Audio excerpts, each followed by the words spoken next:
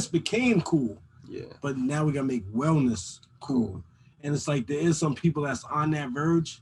I see it, but a lot of people are doing it because it is a trend and not because it's something that they really want to do. You know what I mean? And I've seen that a lot. I've seen a lot of people that study health do a great job with knowing about it, very informed, but they don't apply it on a consistent basis. So it's like, right, so you're going to keep going backwards. So it's like you could have been way up here, but you keep cycling back down, so now you're stuck in the middle again. But even if you came from there, you're staying stuck now. So it's like you learned a lot and you know a lot, but you're not trying to be consistent with it, so it's not going to really stick where it becomes unconscious.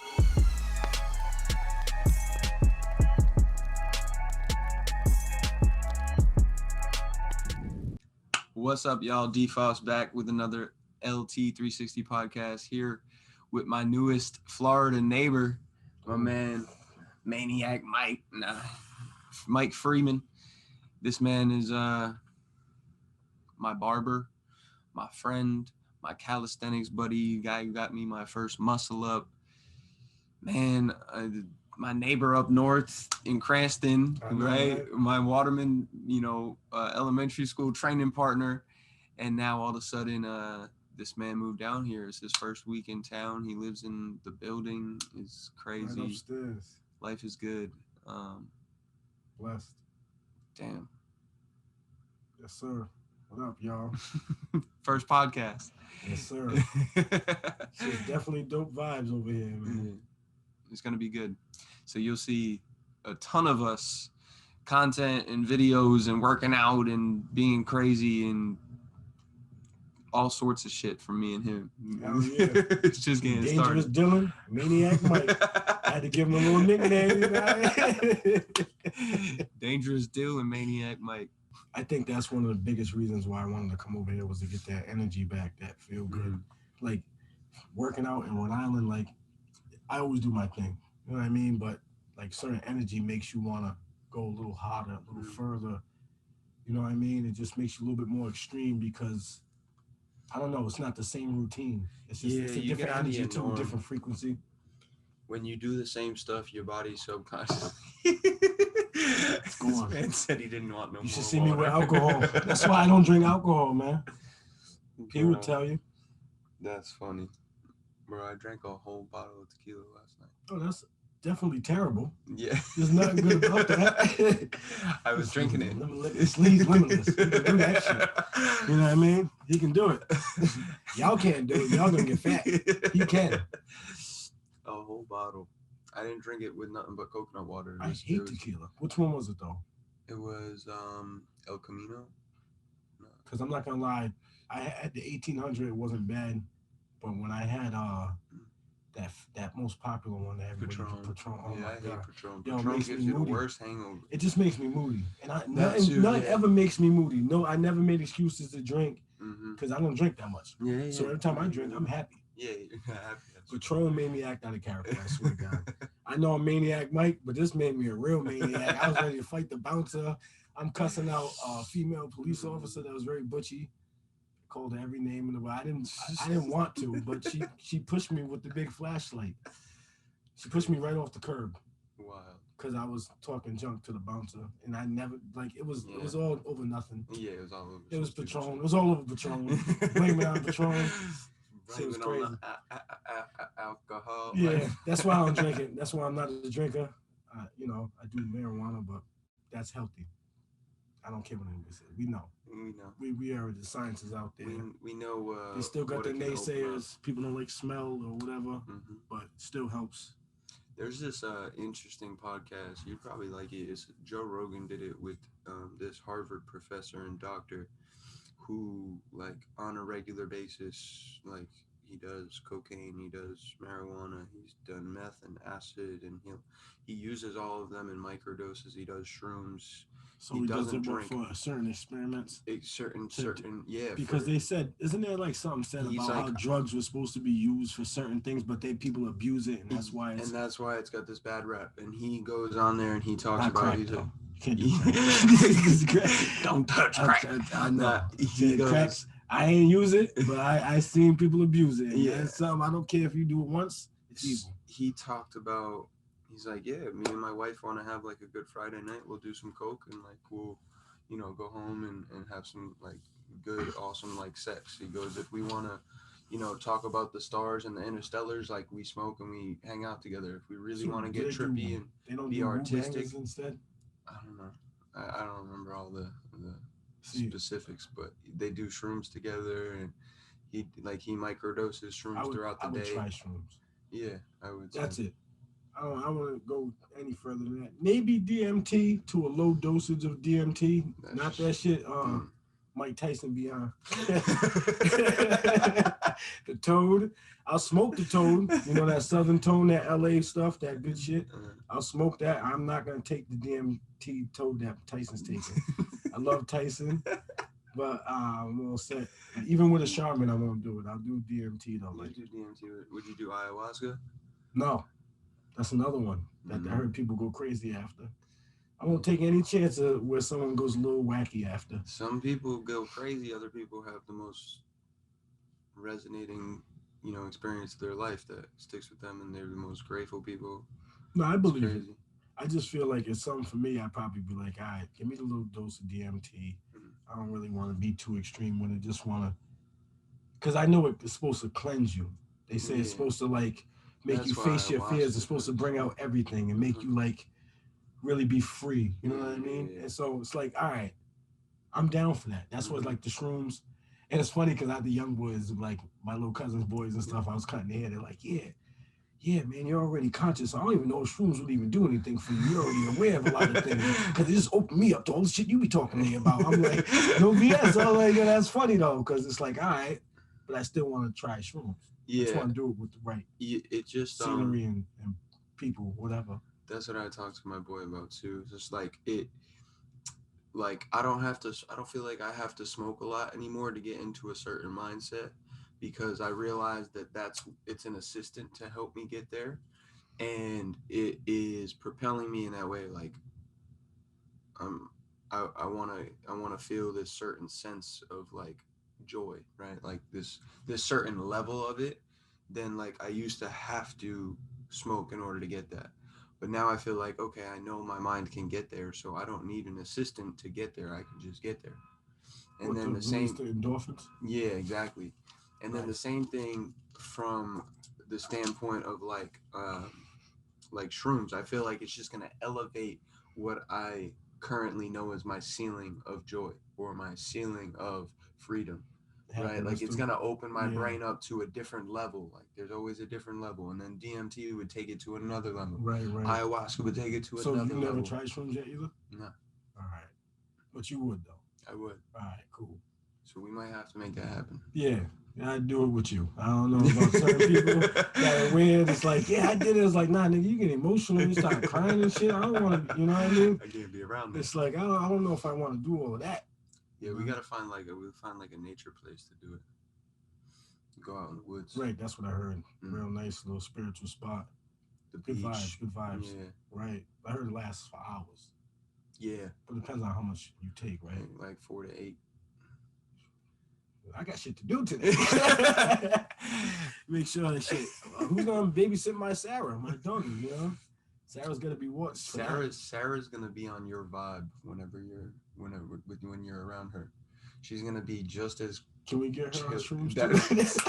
Yo, Sarah on shrooms would be crazy. Nah, man, I'm gonna say I'd have nightmares of her biting my face off or something. Right, I don't know. She might just start tripping out like, you ain't gonna tell me what to do. I just get all smart and shit. Like, you know what? I'm conscious now. I know what's going on here. Oh, you think you're my master, huh? Oh, you think I'm a slave? Bite the shit out you. You know you scared me on the low. I can imagine her smile though. Like her smile would be OD. That's what I was wondering. Would she be the happiest dog ever? Yo, it'd be like the Roddy in Half Baked with motherfucking flying. Yeah. Kill. Kill.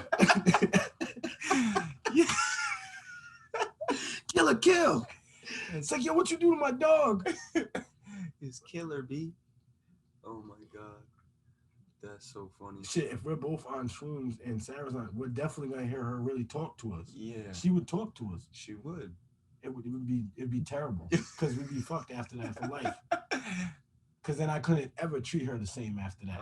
I could never treat her like I'm the owner now. So you gotta be straight friend, family. Yeah, she's a friend. She's still my friend and family, but it's still there's still a dominance here. It's still alpha males over here. But if we start talking, it's like, damn, I gotta treat her like I can't even talk to her like that. That's why I struggle to do that now. I used to be able to always do that, but I don't know. Ever since I started to always open up my mind, become more conscious, like I feel like I can't do that to animals anymore. Like I hate establishing that dominance. Well, you have to with Rottweilers though. When you read up on them and you do research on a Rottweiler, they're very dominant and they're very intelligent, so they're very manipulative too. So they'll take advantage of you. If they know what's going on, they'll use you. They'll see your movements. They see how you move. They look at everything, man. I'm trying to tell you. You read up on them, they're real. They're like humans. That's why I'm like, I can't get her on shrooms. It'd be over. It'd be like, be talking to. Can't even let her sit in the cage. But she needs to be in the cage because I don't want her to chew up anything when I'm not paying for the extra stuff because she's a pup and she's teething. Yeah, that's true. You know what I mean? When she's grown, they get sick of toys and everything. Mm-hmm. They go right for the walls, bro. My Roddy's never really ate up anything. Well, we adopted Lexi. And we took her on a whim, and she was like a year and a half old, and she definitely ate some shit up when the first month we had her. But after that, she was straight. She ate eyeglasses cases and she'd be chewing on your keys to your car. Oh, well, she was just weird shit. Yeah, that's definitely different. I kind of shoes keys thing. Babies always were teething on keys. Yeah. You know what I mean? So I can see the key thing. Mm-hmm. It's weird. Yeah, she got one pair of shoes when she was young, and I know she wants to nibble. She nibbled on the dresser and the walls. So any wood, they love wood. Rottweilers love wood. That's Can't have true. them mess with the mulch though. Gotta get them out of that. Get them a stick. Give them some real, give them some real wood. They can have any real deal. They'll eat a fucking tree. Mm-hmm. They will. They'll eat it. That shit's not gonna be sit there after this. It's gonna be gone. They'll definitely they chew it up and eat it. We used to get these sticks, and the next day it'd be like, where the fuck did it go? You just see a little piece of it left. She eat the whole thing. That shit up. Digging the house a mess with a bunch of crumbs everywhere. Eat a fucking 2x4. That'd be terrible. They might get splinters in the mouth for that. It's like, nah, don't give them that. That's not that wood. You gotta be real deal, wilderness wood. Yeah. No man-made, compressed and heated up and cut up. Yeah, none of that. It's crazy that we wake up with just this lack of understanding that our life could be so different. The most minuscule thing, bro. Just like that. That's we could have been born every day. We could have been born in a different country. We could have not been human. That's possible. You know what I'm saying? The aliens out there, they cleared that shit up. They're here. Crazy. Yeah. That's wild. Nah, you're right, bro. I wake up every morning. I swear to God, I'm saying I'm grateful. Thank you. I say thank you every morning. I say it out loud that I'm grateful for everything. You know what I mean? Every day. This is not that's like the way I pray. Write them down or no? I write a lot of stuff down, but it's with everything going on now, it's just been moving, getting settled. Yeah. But before I even got here, when I was doing my other job, even on my break when I was driving the trucks, I'd be in my, I go to my car or whatever, and I'll be writing down stuff. Always. I got so many notebooks up there of information. Stuff that, I can't even remember. Mm-hmm. But I got stuff with the shockers, everything. Yeah, I want to come up with some more ideas with you on that. Logos and ideas. You seen my latest one right there with the it's the compass and an anchor in the middle of the heartbeat. Yeah, that one. I see that anchor. So it's basically it's taking this concept right here and replacing the microphone with an anchor, and then having north, south, east, and west on the logo as a compass, because your heartbeat is guiding you, your hope and your faith is holding you down, it's anchoring you to the ground, it's grounding you. And then that's definitely dope. As you're looking and circumnavigating where you're trying to go, north stands for nutrition, East stands for exercise. South stands for spirit and self-awareness. And West stands for wealth. Nice. Yeah, that's definitely awesome. Crazy. Sounds great. This guy, man. This guy always coming up with some new stuff, man. That's why it's limitless, though. That. Yeah, man. And you can go anywhere you want in any direction. You can expand your circle, expand your heartbeat. Yeah, the bigger your thing, the bigger the anchor. You know what I'm saying? The more you're anchored. Everything you put together, though, no lie, everything's been fire. There hasn't been one thing that hasn't been like even okay. It's all been dope. Like, look at that. This is serious. You know what I mean? Like, come on, man. The fork. That's dope. Bro, I remember drawing that shit. My senior year of college, I was drawing it in I was sitting in my room and I was just drawing, which I never did. Like I've never been a huge person to like just sit there and draw. A little bit when I was in like middle school, and I was like, yo, this would be dope. I just started going and I was like, damn. And then that turned into that whole entire thing. That was that godly spirit just setting you up for the future. Just literally. Like, yeah, I know you don't do this, but guess what? Today's different. Today's the day. Set you up for later. Bro, that year, I think back on 2018 all the time. That year for me was so powerful. There was so much that was going on. And just like, what you're doing right now, understanding like I'm going to make a change. It's going to be huge. People aren't going to understand why I'm doing it, but I know that I need to do it. I'm about to. Nothing's going to hold me back. I'm going to manifest the shit out of it. That's exactly how 2018 was for me. And it was, it's such a good feeling. Such a good feeling. It's crazy how like you can just put it in your mind, and each step of the way you just see it slowly coming. It just comes together. So for me, it's been like the longest journey, like for like 13 years of fitness, but not knowing where it was gonna go. To 2 years ago, 2019, a year before your episode, coming here my first vacation. It's crazy. It's just like just coming here and just accepting the vibe, and then meeting great people like Kev, Turbo, John, that Fit Expo, others. You know what I mean? Yeah, man. Homeboy from Ninja Warrior. What's your brother's name? Diego. And the other dude, the bald head dude, the one that was in Ninja Warrior. The one I'm in the picture shaking his hand. Is it Steve? I don't know. I don't remember either. He was cool though. He was super cool. He definitely cool. We met some great people, man. It's just like it was like magic. It was like, damn, this is like magic. It's like I come out here, it's like be motivated, and you did that though. Like you know what I mean? You brought that there, like expos. Like I never even thought of going to one. To be honest with you, always seen them and stuff. Like you seen Cali Muscle, all these famous, fitness people doing it. But I was like, damn.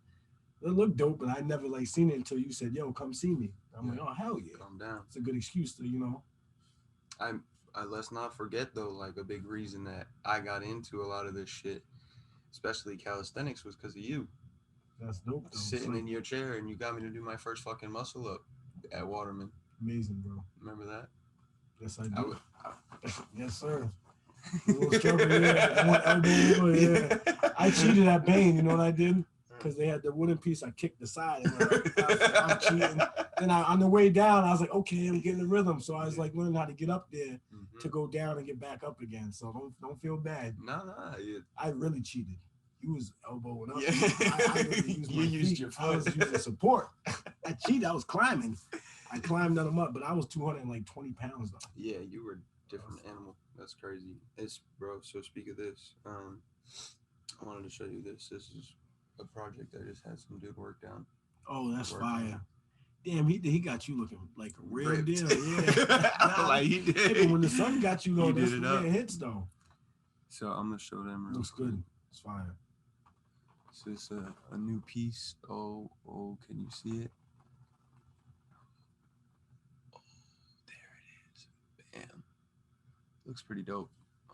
You'll see the final piece. Shout out to the World's Hours. It's the dude that's doing it up. He was the one that did. Remember Chris Capon's caricature of him dunking? Oh no, I don't think I've seen it. It was like 3-4 years ago, and I've seen Chris's cartoon image. Yeah, you'll notice, you'll recognize it as soon as I pull it up. It's in here somewhere. Fuck. He long story short, he did. This is his thing. He did our limitless nutrition and CK1 sports thing when 2018 when I came out with my nutrition program, because Chris wanted me to make a nutrition program for his athletes that were always asking him about stuff. And he made this for Chris too. If I can find it. So I ended up hitting him up, and guess where he lives? You tell me Cranston. No, he lives in Deerfield. Oh, right here. All right. He lives here. Because they can do that from anywhere. Yeah. Take a picture, No, it's crazy though, because like that, Chris connected with him randomly through Instagram. Right. And I was living in Mass, and Chris was living in Atlanta, Georgia. And he connected with this dude on Instagram who lives in South Florida. And it's right next door. And now all of a sudden, bro, I'm talking to him like, yo, can you do this piece of work for me? He's like, yeah. I started looking at his profile. He lives fucking 10 minutes up the street. Dope. That's the patterns, man. That's the patterns, man. Bro. Yeah, we gotta talk about them patterns, man, because that's like what it is. It's like when you said, yo, I got you to then teach you, but got you to get your first muscle up.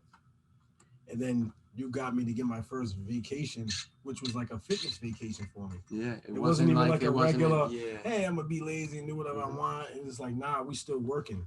We still was working. You know what I mean? We was still out here training hard. And because that's what we want our life to be. We don't want to be lazy, retired people just like laying on the beach doing nothing. Like we love to do what we love to do. Yeah, love movement. Yeah, so like that our picture perfect day is not sitting by the beach with cocktails in our hand. It's I can't even sit at the beach. I'd be sitting there like, all right, I'm bored.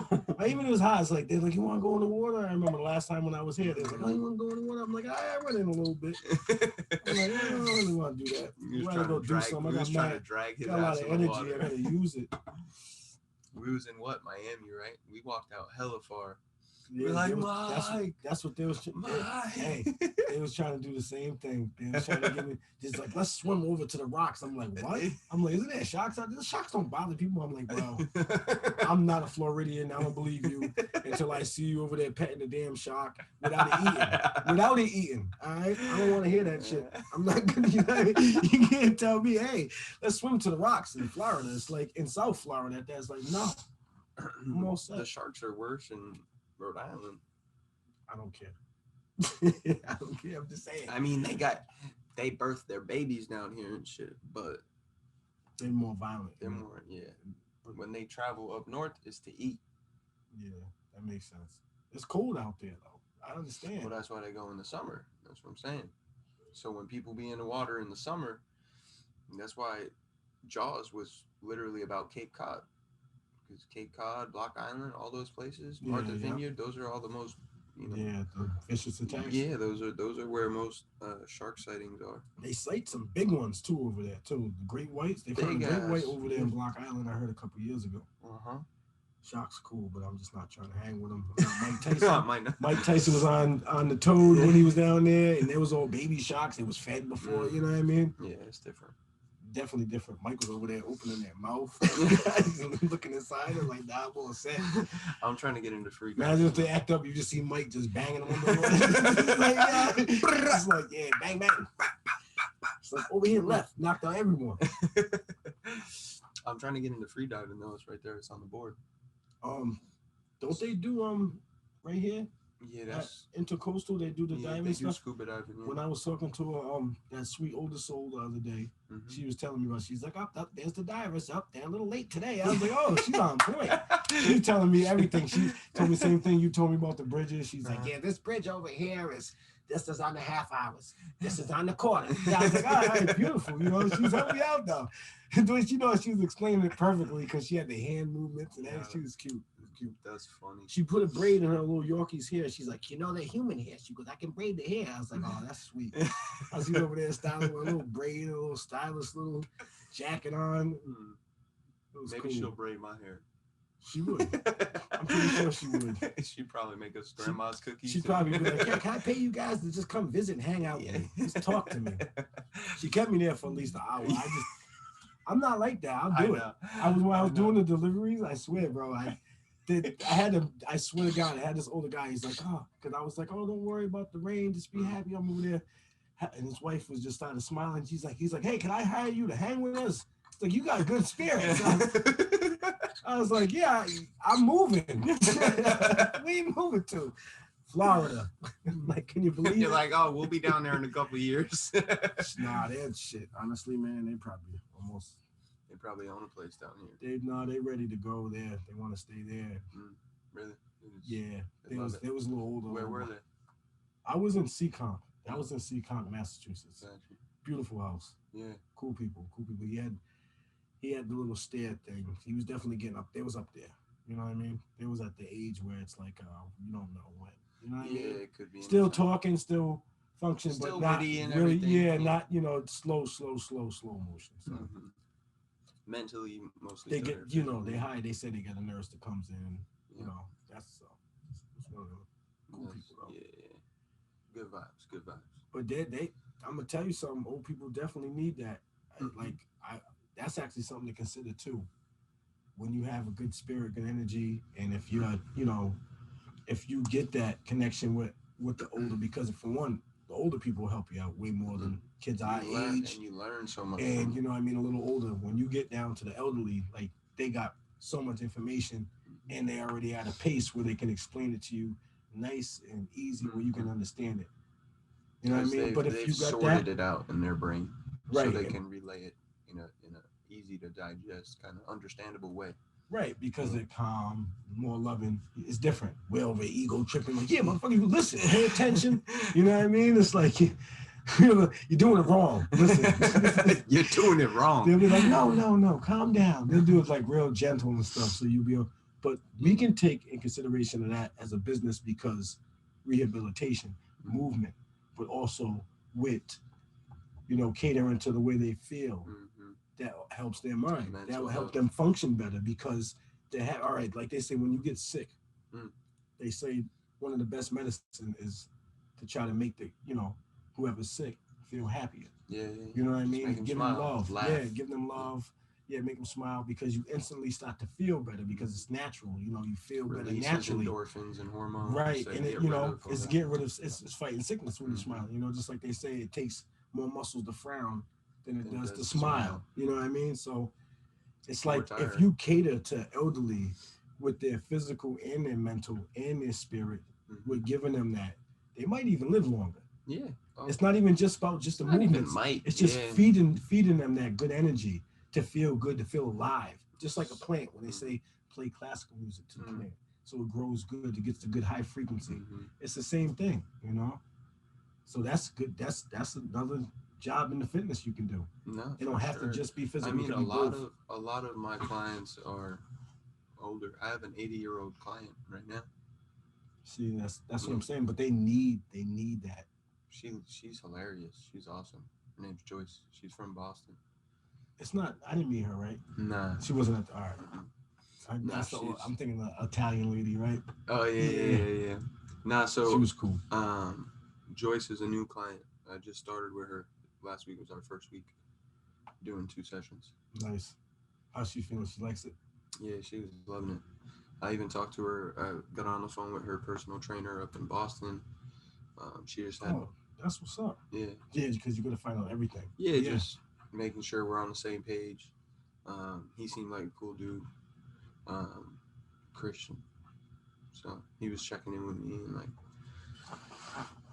He wanted to make sure that she was in good hands down here, right? And like not just like hiring anybody and everybody to do what she needs because she's got specific needs. She just had major shoulder surgery and stuff. Right. Yeah. So she needs to definitely be looked at for certain things. Yeah, but she's funny, man. I think that's dope though that he's really he took, the time to make sure. That means he really cared. For sure. That's what it's about with fitness and wellness. It's like, do you really care? How many people really care about themselves and want to really be better? Yeah. Or do they do it for the look, for the lust, for the time? Oh, I gotta get right for summer. Yeah. For the wedding. Are you really well if you're doing it for a certain short period of time? Is that wellness? No. You know what I mean? I think about that all the time, and I think people need to listen to that, and it needs to go into their brain like hardcore, because it's like, yo, do you really care? Because they say you put all this bullshit in your body, and you're not doing nothing to flush it out. It's like a junkyard. You keep packing it up with shit. What's gonna happen? It's gonna be overflooded with shit. Yeah. And that's turns. You're gonna have a lot of shit. That's what your body gonna be, and that's why you get all these diseases and inflammation. Like yeah, shit. Shit. No, and you wonder why you got the sicknesses and all these illnesses, and you feel low and you don't feel good. Low vibrations, you feel low. High vibrations, you feel high. Simple. It's ABC 1, 2, 3. It's like, but do you care? Like, it's like people say, yeah, love self. And you see these motherfuckers, everyday cheat day. You know what I mean? Yeah. It's like, yo, that's not real love. And then, I'm trying to live life. You're not living, you're dying. And we live to die. So it's like, yeah, I understand that. Why are you trying to cut your time short? You know what I mean? Yeah. But living is eating stuff that makes you live. If you live fast, quite literally, your life is going to be over fast. Live slow. That dude Earl says that. Earl Nightingale says, he goes, instead of you flying on the highway like a demon, I'm dying. Because it was true. He goes, why don't you just take your time getting home? He goes, sit and relax and breathe. I'm like, I'm going 90 right now. I'm going to work. You know what I mean? I was like, all right, Earl. I was like, all right. Yeah. That's funny. Yeah, exactly. Chill it out. Like 70. Yeah. People down here. The G35 makes you do that. Infinity definitely. Yeah, you don't even know what you're doing. My brother, I let my brother rent it while I came out here, and he said the same. He's like, bro, that shit just wants to go. I'm like, I know. That's why I couldn't give it to my son for his first car, because I'm like, he's gonna go right into another car right after a stop sign, because the shit jumps. I'm like, I'm all set. But it's true. We need to like slow down. Yeah. Especially me. Maniac Mike. Yeah, but you are. I ain't gonna lie, Maniac Mike got me to be right, be healthy. Without Maniac Mike, I'd probably be depressed and stressed out and still out of shape. Not doing what you love, not living the life that you imagined. Right? Exactly. Right now, I'm definitely at a place where it's like, yo, it's unbelievable. I'm here. And I'm still like trying to be cool about it. If you guys see me upstairs in my house, I'm bugging out. Doing a mashed potato and moonwalk. I'm running man. I'm breakdancing. I'm doing windmills and shit. Express it, man. But it's okay because it's still fitness. Yeah. It's still fitness. It's movement. Nah, but I'm just saying because it's like you set yourself up for something and you do it. When you do that, you feel amazing. That's the endorphins. Bro, when you make a commitment to yourself and you hold true to that and follow through on it, there's no better feeling. And the reason so many people are so mad is because they constantly say, I'm going to do this, and they don't do it. I'm going to do this, and they don't do it. Even something as simple as I'm going to make pasta for dinner, and then you get home and you're lazy and you don't do it. Yes, right. You're defeating yourself. 100%. And those, because you set it out there. You put it out there. So you're not going to feel comfortable when you know you didn't do what you said you was going to do. Because once it comes out, it's a lie. Yeah, exactly. And nothing, I don't care what anybody says. No one feels good if they lying. I don't give a fuck who you are. No, and no one feels good. I don't care if that's your job to lie. No one feels good getting lied to. Right. And you're lying to yourself. That's the worst part. You're punching yourself in the face. And we still all do it. We're human. Yeah. We're part of the distractions. We're imperfect. We're part of the distractions that make us function a certain way. So yeah. But it's like. But how many of them are you doing a day? But when you get something and really like, and you do it, it makes you feel tremendously good. It's like, yo, that's not a regular good that makes you feel extremely good. Like right now, I feel extremely good. Because you said, yo, I'm moving to Florida. I'm going to make it happen. 2 years ago. And people, like, if people who know me, if I cut your hair, whatever, in Rhode Island, that are going to watch this, y'all know. I've been saying it 2 years ago. I was like, shit, y'all got like 2 to 5 years trying to make it 2. And it happened. Why? Because I thought about it so much and did everything I was supposed to do, put everything in order. Had you there for the assistance. Haley, too. I can't discredit her. She was definitely a big part of it. She's the main part of all of us. She got here first, bro. You know what I mean? She's the source without even knowing. She was the plug. You know what I mean? She even knew she was the plug. You know what I mean? It got us all amped up. And she didn't know what she was doing. Magically feeling great right now. Yeah, it's crazy. Crazy. At 24. Watch when Kevin comes. Watch when you come, Kev. Mm-hmm. I'm going to punch you dead in your chest. My bad for not hitting you up, though, when I went through New York. I didn't even chill in New York, though. I felt bad for my dog because it was too packed in the car.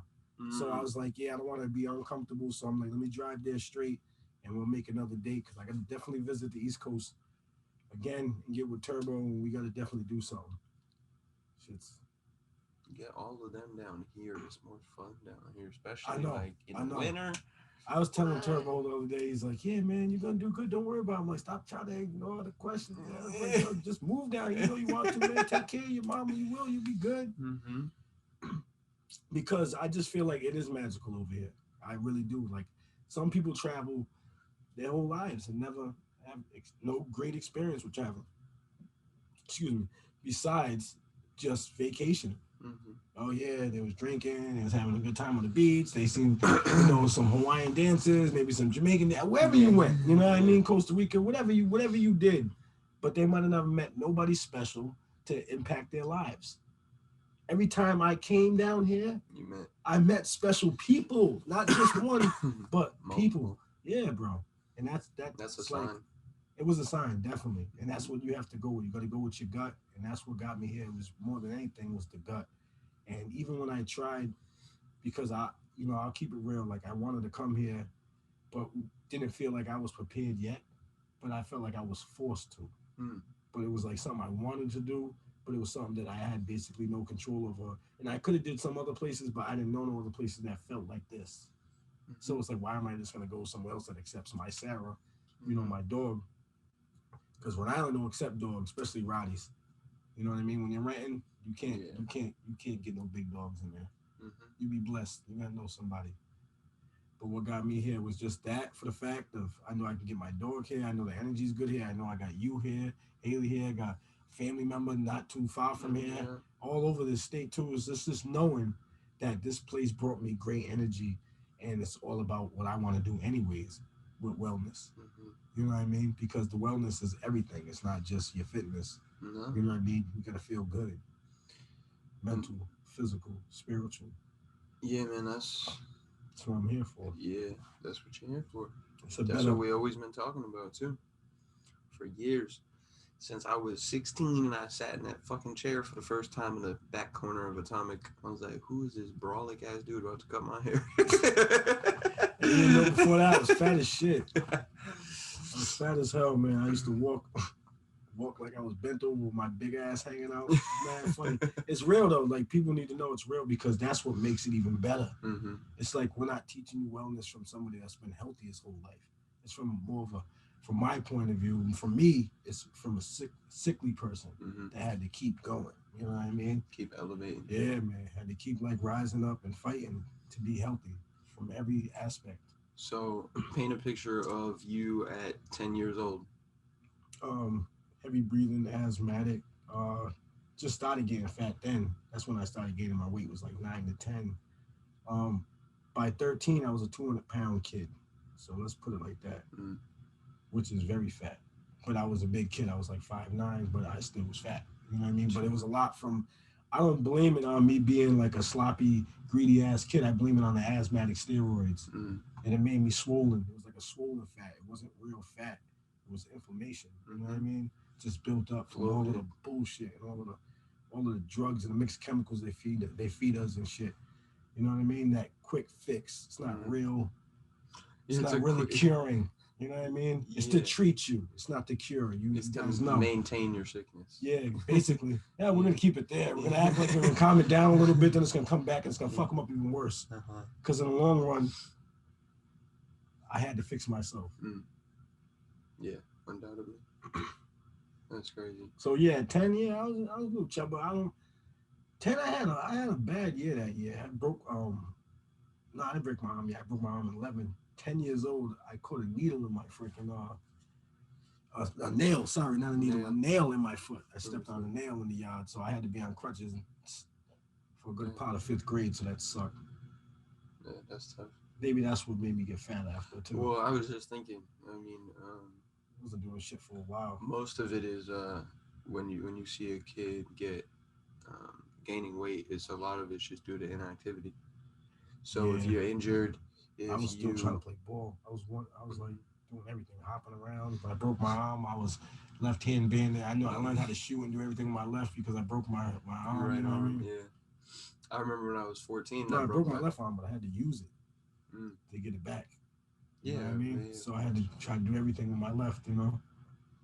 When I was 14 and I broke my foot, I was outside like less than 2 weeks after I broke my foot, and I was trying to play Dangerous Dylan. Dangerous Dill. Yeah. I was playing knockout with Haley and Seth in the driveway. My dad came outside. He's like, "What the fuck are you doing?" I was hopping around. Who you mad at me? He's like, people own 3-legged dogs. Leave me alone. I'm just trying to be the best, man. I'm just trying to be the best. That's funny.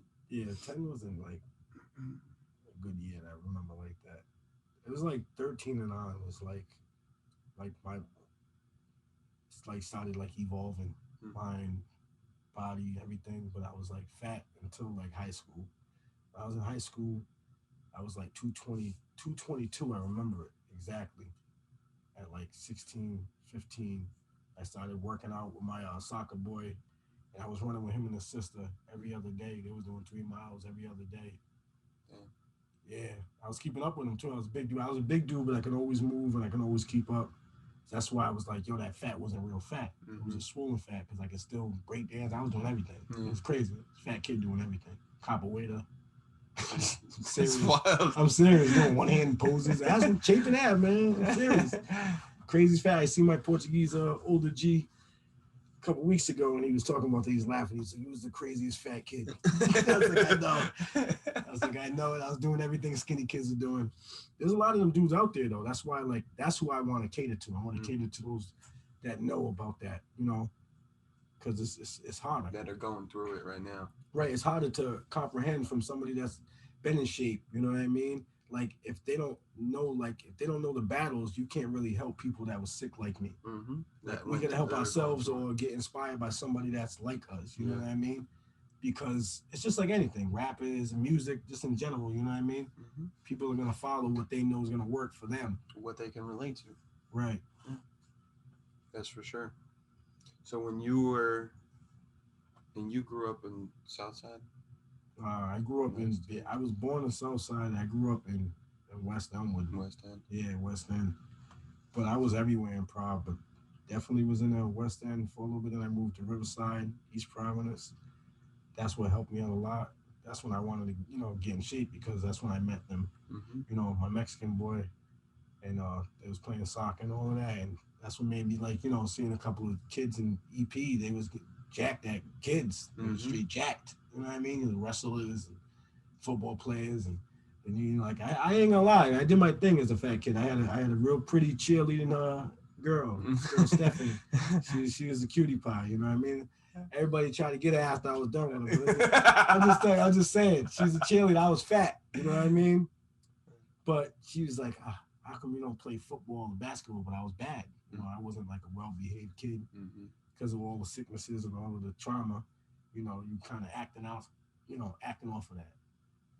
So, she's like, I want to wear a football jacket or a basketball jacket or something. I'm just like, what the fuck? You want to be an athlete? It's like, oh, you don't like this gut? You know what I mean? But it's like, you want to be with an athlete for the simple fact that you want a sweatshirt. Yeah, you want a jacket. You want to wear the jacket because you're a cheerleader. But she had every right to want what she wanted. But I'm just saying, like, after like me breaking up with her and all of that, I couldn't handle it. I was like, all right, I'm doing all this. I'm bad. I got issues, and I want you because I don't got people. So it's like, if you don't want me, then get the hell away from me. That's how it was. I didn't care. You know what I mean? That's a good point. Yeah. So after that, though, I kind of realized, like, yeah, maybe I need to get in shape. You know what I mean? You can't just be smooth. Like, maybe I should be healthy. I'm breathing heavy and shit and walking around like a duck with my ass out. You know what I mean? I'm like, maybe I should do it. Sweating all over. Yeah. So that was the first time I actually started working out hard. I'm playing ball, too. I'm decent at basketball. You know what I mean? I was always kind of athletic for a big dude. I can always do like a lot of sports, like decent. I can learn real quick. But it's just funny because I was like, all right, I got to get in shape, though. And then you started running with your soccer boys? Yeah, I started running with them, and I got real thin. I was only doing pull-ups and push-ups with my boy Jacob in the yard. My boy Jacob inspired me to be strong because he would always have us like sit on his back when he's doing push-ups. And he would tell us put bricks in the backpack when he's doing pull-ups on my grandma's rose line and shit. So I was like, yeah, I gotta be stronger than this motherfucker because he's an ego tripper. You know what I mean? That's my boy. I got mad love for him, but he was ego tripping. So he was all jacked up at like 16. So I was like, yeah, I gotta get stronger, man. I was like, I'm over here getting all right. I'm getting all losing weight, but I'm getting skinny. I was like, this dude's all ripped up and strong. So I'm like, all right. So I started doing that. Then I started getting to the I seen Pumping Iron. And it was over. And then my uncle got me the book. Oh shit. So I had the book. No one had the book. And it showed all the workouts. I'm like, these workouts are insane. I'm like, what the hell? This is like 10 cents and this 10 cents. I'm like, hell no. So I'm like, yeah, I ain't gonna be a bodybuilder. I'll do 3 sets start off. And I'm looking up, all the mags, started buying the magazines and stuff. And then slowly I started building the gym in my house by the time I was 18. Okay. But we was going to the rec. And I got in good shape by 18. I had some little muscles. I got a little strong.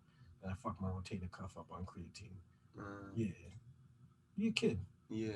Going hard though. Get too crazy. Yeah, then got fat after that. I gave it up because my shoulder was it was all fucked up. And I ain't gonna lie, I got devastated. Then I had to move from Riverside, and I moved down to Providence and ended up working over there at the barber shop. Yeah. I just got fatter there when I met my kid's mother, and that's what happened. Is like I got pregnant with her. She got pregnant. And I was eating when she was eating, and she gained 80 pounds with a baby, and I legit gained 80 pounds. So I was 200 pounds when I met her. But you didn't have a baby? I didn't have no baby.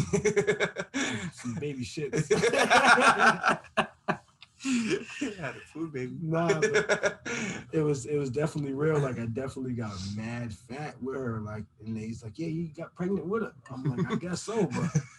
And Call of Duty came out, and it was over. It was like, damn, why you gotta come out with this? This is mad. I'm hanging out with old people on here. Yeah. This dude named Sir Smoke a Lot.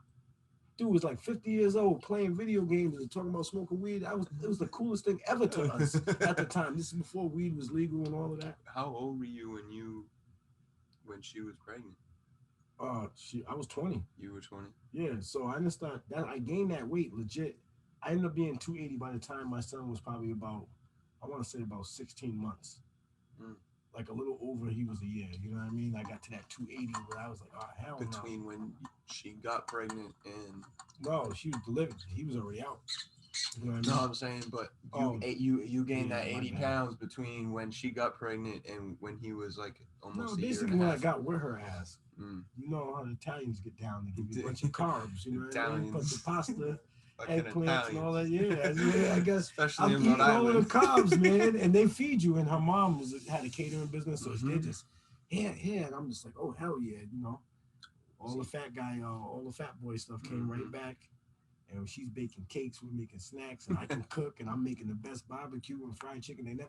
They're real Italians. They never had real fried chicken. They said, we only had KFC. I said, you only had KFC? I fried them some chicken. So I fried them some chicken. So I got fat quick. MFC, plus, Mike's fried chicken. It was serious. It was absolutely. She was like, it was funny because the mom was like, "Oh my God, this is absolutely delicious." I'm like, mind blown. I'm like, this is everybody in the hood has this. This is like a daily routine for some people. You know? My cousin, I'm not gonna say his name, but it's funny when we was kids, we used to always go to his house in Cotton Court in West End. And they have I smell fried chicken every day I was in that house. I'm like, that's all y'all eat?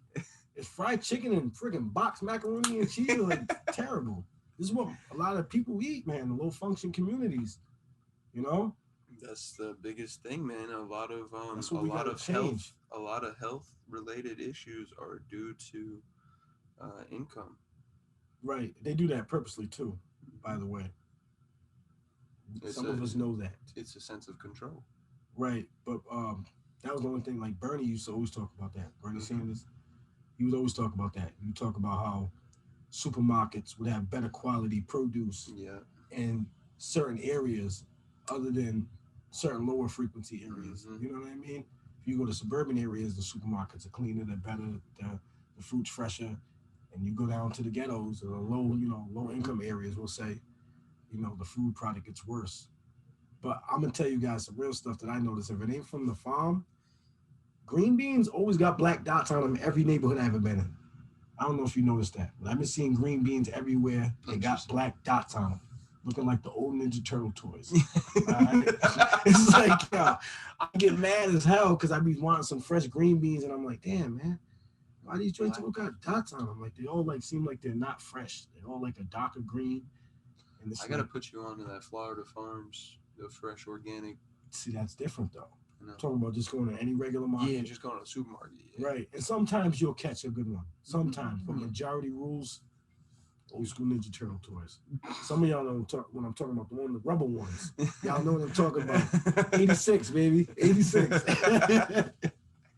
Teenage Mutant Ninja Turtles. Who's your favorite? Come on, man. What's my name? I was going to say Michelangelo. Yeah, man. And I'm nasty with the nunchucks, too. This is the reason why I picked up a pair of nunchucks, man. Like, have you seen the new? I like Donatello too a lot because I love the stick. I liked all of them. It's like hard to pick, but just because the name was Mike, I had to go with it. You know what I mean? I love pizza too. Yeah, that was one of the biggest things I had to give up. Coming out here, I had to give up pizza, man. I know that pizza ain't shit around here. Pizza's trash around here. Thank God, that helped me out.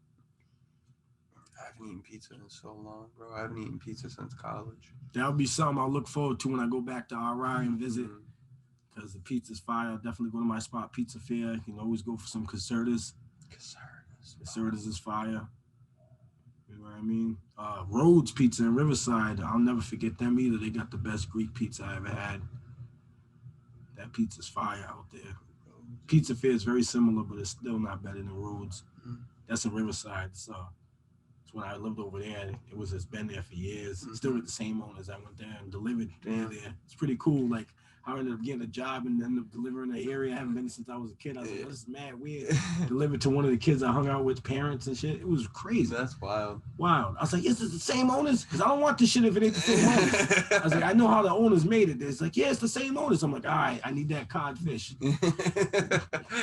That's funny, bro. No, I'm serious. I do that because Maria's is different. Not Maria's, was it Mario's? On Gansett. I went in and he kept the name. Sneaky bastard. Crazy. He kept the name. That's fine. It's not even original. It's not even real Italian. He's like, it's better. I'm like, it ain't better. How dare you? I said, let me see your meatball sub. He's like, it's the little meatball. I was like, nah, man, get out of here. That ain't real. I'm like, her meatballs was serious. You could see everything in them. You could see the fingerprints from when she was making them. Right, exactly. Hell yeah, that real deal. She was the real deal. I was like, Fangu. How y'all like that? Yeah, I've been with Italians. I've been with Italians. I grew up with Tony's down the street. I used to love Tony's. The one that's across from Dave's now. Yeah, Dave's bought them out. Yeah, hell yeah. He just passed away. God bless his soul. Chris, right? I didn't know his name. Yeah, his name was Chris. But the older guy, he was real cool though. He definitely was a good dude though. I seen him right before he died, him and his wife, and I was talking to his wife a lot because I was one that ain't got my spinach pies. Oh, the spinach pies. Yeah. They're the only ones. Yeah, so good. Excuse me. They're the only ones that I can actually get where I'm like actually happy with it. Like, damn. Dave's has good spinach pies. I never even tried this. Never even tried it. Good. They got spinach. That's one thing I miss about Rhode Island is the Walmarts and the Dave's, man. I'm sorry. I do miss my markets. I can't lie. These Walmarts out here, I'm not feeling them. The first thing me and Haley do when we go home is go to fucking Dave's. I love Dave's. That's the first. No, I'm saying like we land and we were like, yo, Dad, don't even go home yet. Just go to Dave's. She's not having that much flavor. Dave's pizza's rocking. Dave, yeah, that's so true. It's crazy. The crust, you get that. I get that fire roasted with all the veggies and the multi-grain crust. Oh man, it's game changer. Damn, but I can't lie. There's some things I do miss at home, but it's just better for me where I am now. As a whole. In due time, you gotta count. You know what I mean? You gotta add things up. Sacrifice, right? We talked about that earlier. Oh yeah, I sacrifice a lot coming here too, but it's all for the greater good. All for the greater good. It's because I believe it that it's gonna happen. That's a big fact. We're gonna talk about that, and that's something that I would love to build with you in the future. We're building a podcast with certain things, with just worrying about just like the real deal wellness. You know what I mean? Where the only subject is about that. Where it has to do with like everything. Mental, physical, spiritual. All as a whole. It's not gonna be boring. We're gonna make it fun, of course. But yeah. I wanted to talk to you about that because we can make a series. Yeah, because there's some guys, you got Joe Rogan and stuff like that, but it's like, all right, we're the new guys. It's younger. There's more things going on. People are changing. Everything's changing. There's a lot of fakes that think they're spiritual and they're not. Yeah. Or think they're into wellness and they're not. You know what I mean? Air them out. Well, a lot of people are into fitness and into nutrition, but those two things don't equal wellness. Right. Wellness includes going for a swim, meditating, working on breathing, walking, having spiritual connections with different people and animals, and it includes your own mental health, your relationship with sexual desires, all that shit plays in, and people think, no, well, I work out and I take creatine and I eat peanut butter and toast and bananas and apples, and that's not even nutrition either. Health. Yeah. It's not even nutrition. That's the funny thing is, it's like, or and oats, then you got people that do be like, I don't care. They don't. So it's like, all right, so you're basically fooling yourself. Yeah. But that goes back to, all right, for men, we're gonna target on the men. It goes back to sexual desires. To me, I feel like most men want to do this and look jacked and all of that just to get attention from females. You know what I mean? So they can try to bang everything they see. They don't know they're collecting energy just as well as a female does. And that they, even trauma women, they'll be like, oh, I'll bang out this broad, whatever. And they, she might be a low frequency girl, whatever. We're going to keep it real clean. You know what I mean? But she's carrying all these bad energies and you're just accepting that because she looks a certain way. Or because you're fiending for it, because some guys don't even care. They'll be like, yeah, I just want to feel it. You know what I mean? And half of it's like, women do it too. We've been subconsciously brainwashed to think that that's what is good or that's what we desire. But we don't desire it truly inside of ourselves. We desire it because our brain has been molded that way. The cells. Cells. It's just like, if people want to know, the truth about sexuality, you can go study the monks. The monks will teach you that it's only made to make children. That was what it was made to evolve, to plant the seed. It wasn't really meant to be as pleasurable and exciting and exotic as it is now. And it just made so much money, and and don't get me wrong, like there's a lot of beauty in it, but it's just so much, because there's a lot of people that are they call themselves free spirits. Yeah, we'll call it that. Yeah, that's what they like to call themselves, free spirits. And they feel like it's a good, form of art. Certain cultures that do it, it's like, but you're still collecting energy. So it's like, okay, just know what energy you're collecting and you're practicing this art with and how you're going about doing it and how you're doing it. and why. What is your driving force, right? Yeah, man. Like, I'm gonna read this to you. This dude, I started following Nick Caputo, my boy Mark, that I've introduced you to before, in Mark in America. We went to college together. He lives up in Boston. He put me onto this dude, and he's got all sorts of ones. And one thing that you just said really resonated. I'm looking for a certain thing, but I just came across this. It says sexual energy is creative energy. We reproduce ourselves in our creative expression. There is no separation between the creator and the creation. The dancer is the dance. Creativity and sexuality are one and the same. Male and female come together for the purpose of creation, which doesn't always have to mean creating more humans. But it still has to do with the energy. Exactly, but it's still the energy exchange that's the major driver, right? Like, what are you trying to get out of it? Are you because trying to it is each own thing with sexuality, but it is because in certain cultures it's like very like, all right, we know certain music will tell you. You know what I mean? You listen to reggae, Spanish music. If you can understand what some of them Spanish folks are saying, man, and some of the reggae, if you understand and you don't understand it, you don't even know what's going on behind them words. It's crazy. Real freaky. But that's part of their culture. But I'm just saying, for someone like me, like I did that celibacy for 9 months. You know, no lie, talk about manifestation. It was well worth the wait. What I got after was well worth it. Bro, so that's funny as hell. It's like, yo, I tried it only because I felt like the more I studied celibacy, I learned how it like gives you so much powers of energy. And it keeps you away from distractions. Oh, so much. And it's also huge from a perspective of what we started the podcast talking about. Like, you're committing to something, saying, I'm not going to do this for this amount of time, and you hold that true to yourself, and you resist all of those temptations, and you build that will and that discipline. That alone, never mind the actual, sexual portion of it, is just ridiculous. This is an even crazier thing. This is the one I was looking for. So look at that picture real quick. I've seen this picture. I'm gonna read it to you quick. I want them to. It says, female ejaculate is called amrita, which means the nectar of bliss. The amrita is mostly urine. If a woman is in balance and alignment and with her essence physically and emotionally, it is an elixir of longevity for men. A man who is gifted this by a woman can drink it with gratitude and joy. This is sacred, energetic exchange in which the man is literally consuming the liquid consciousness of the woman. Okay. Pretty interesting, right? Yeah, it's definitely cool.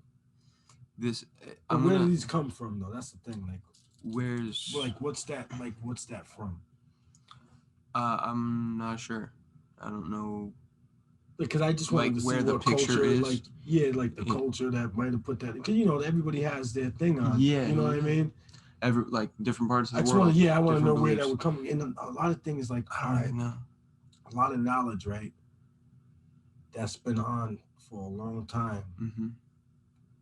We all listen to just the English parts. But it's all over the world in other languages. It's like, and we can understand different languages and read books from other languages. You'll really start seeing the truth of life, because remember, we're the newest country in the whole world. Bro, that's a great point. So it's like, I've been doing my Spanish lessons, but it's different. Yeah, they're shit. Now they're damn near like Americans. Spanish is like the most popular people in the world, damn near. As I've been thinking about it, I'm like, damn, I started thinking about how dominant Spanish people are. They've always been around in a dominant state just as much as, the top. It's crazy. But even just like from the perspective of working on like expanding your brain, learning a language is so powerful. I believe it. It's crazy. It's something that I definitely want to do. I want to learn a few. I don't want to just be like, hey, just learn Spanish. I actually, I want to learn Chinese. Mandarin, bro. Southern Chinese. Like, I don't know the specific, but wherever it is in Shaolin area, in the Peace Lands, I need to be in the mountains, the healing lands. You ever hear about that? No, not specifically. So they talk about this place in southern China that actually heals you, like physically. Like if you walk the earth barefoot over there in these lands, they can heal your body from any injury. There was a biography on it on Netflix that me and my boy, his name's Seth too, like your brother. Yeah. You know what I mean? That were watching it. He left his whole family and everything to go there, and he never left because he just felt that he belonged there and he was blessed there, and he just felt like it just healed him from everything. Whoa. He had like bad knees, everything. He said he had all these pains. He said he started walking on it barefoot. I guess he got the information from some of the locals. He started practicing what they told him to do. He was out there in the jungle. He still lives there? He still lives there. He said he was never going back to America. Wow. I just want to visit. I'm not going to go there and leave my family and say, hey, but he wanted to be out there in that nature. He said it changed his whole aspect of life. Yeah, everything. His whole mind state. He got healed completely. That's crazy. So I want to visit there and I want to learn the language. I would like to study and train, like real deal, like suffer. I'll shave my head, eyebrows, all of that. I'll humble myself to that experience. Yeah. People are like, hey, he's crazy. I don't give a damn. Maniac Mike. I would do it. Yeah, because once you do all of that, you got no choice but to be humble. You got no eyebrows. You know what I mean? You ain't got no eyebrows, bro. You know what I mean? I told you about. It's a different world. So my boy Finn that was on the podcast three guests ago, he went to study with monks in like there's this retreat. I think it's in. He was there for like 6 months, 3 months, 6 months, and he was meditating hours a day, doing everything, service, gifting, doing all of the parts of yoga, all of it, all day. He was there for 6 months, and having him share that experience was ridiculous. And he was like, like my back would be hurting, but you'd have to sit there and meditate, and like eventually, like after weeks and weeks of doing it, like you get your body gets used to it. He's like, it's crazy though. It's amazing how our body adapts to our surroundings, and we mold into whatever we do. Because it's like me when I started, I've been a barber my whole life, so I started that trucking job. It's a whole different experience. So I'm starting to get these pains. Like within a month, the pains went away. I'm like, damn, I'll never get these kinks or nothing no more. But it's just my body wasn't used to it at first, and I had to adapt to it. That's true. And when at this age, you were like, oh, damn, these pains ain't going to go away. Yeah. When they did, it's like, your body just wasn't used to it. It had to adapt to it. It's just like, don't worry about it. It's not an injury. No. But your body's not used to this. So you're going to be a little sore because you're sitting in the truck. You know what I mean? Yeah, because you're in this flex position. Right. This is something I'm trying to work on. I'm trying to get to this. What, vacuuming? Yeah, the vacuum. I was doing them last night. Exercises. But the way they dance, I don't know. Oh, they do like a little. He does the full dance when he does it. It's crazy.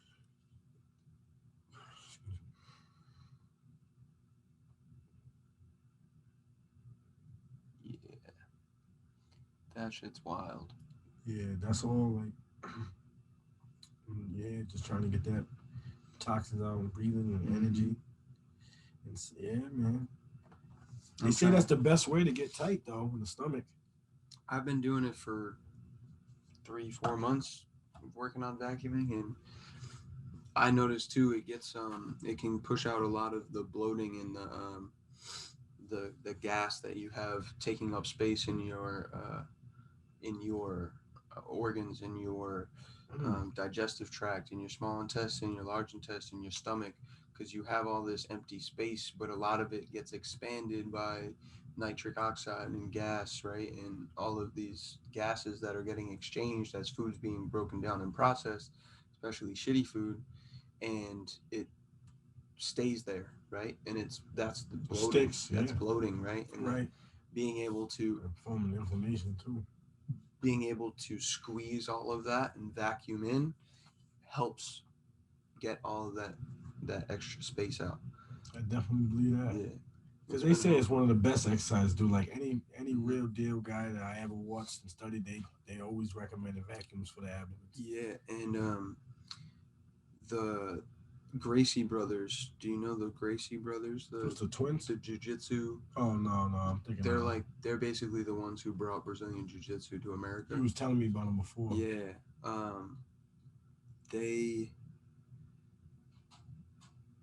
forget which brother would practice that religiously on the beach. He would roll around in the sand. He would be doing it as he's moving, and he'd be able vacuums? Yeah, bro. It's while he's rolling around.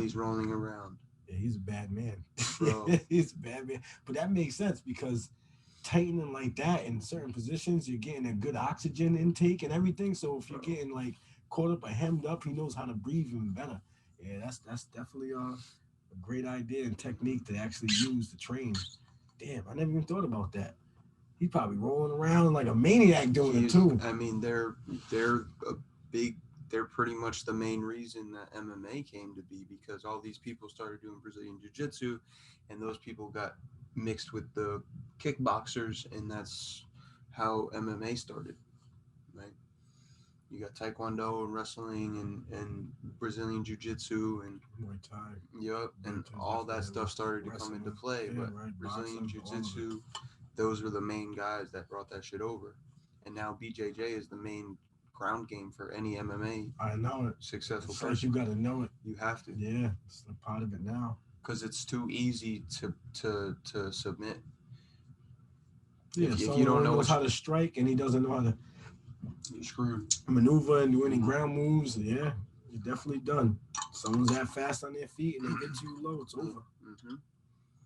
Yep. Or you throw a punch, they catch it, you're done. They know how to take you from that point. And if you're not used to any sort of rolling, then you're not going to know how to stop them from, or you're not going to be aware of how to get out of it. Right. You're not going to see openings. Right. You're going to pass out. You tap out. Mm-hmm. Yep. It's crazy. I still think about it. I always wanted to fight, but I just felt like I did so much of it as a kid that, like, with an emotional state, doing it in a focused state, it's just not, I don't know. I just don't want to get beat up now. It wouldn't make you feel alive, I don't feel like. Well, I just don't feel like I got a reason to fight anymore. Mm-hmm. Before I felt like I had to, you know what I mean? And now it's like, I'd rather work on skill, survival, training, you know what I mean? But to just be like, hey, I think I can fight better than you. Let's fight. It's ego. Yeah. That goes back to ego. A lot of it is, yeah. Yeah, just like we need ego, but we don't need it to prove points. We just need it to survive, or that's what it's basically made for. From what I know, you know, it's just a survival tool. You know, it makes you feel more secure. They said there's nothing wrong with having an ego, as long as your ego doesn't like outdo, like, you know what I mean, your heart. You know what I mean? That's what I believe in. It's like you don't really want to, you know, get away from your heart.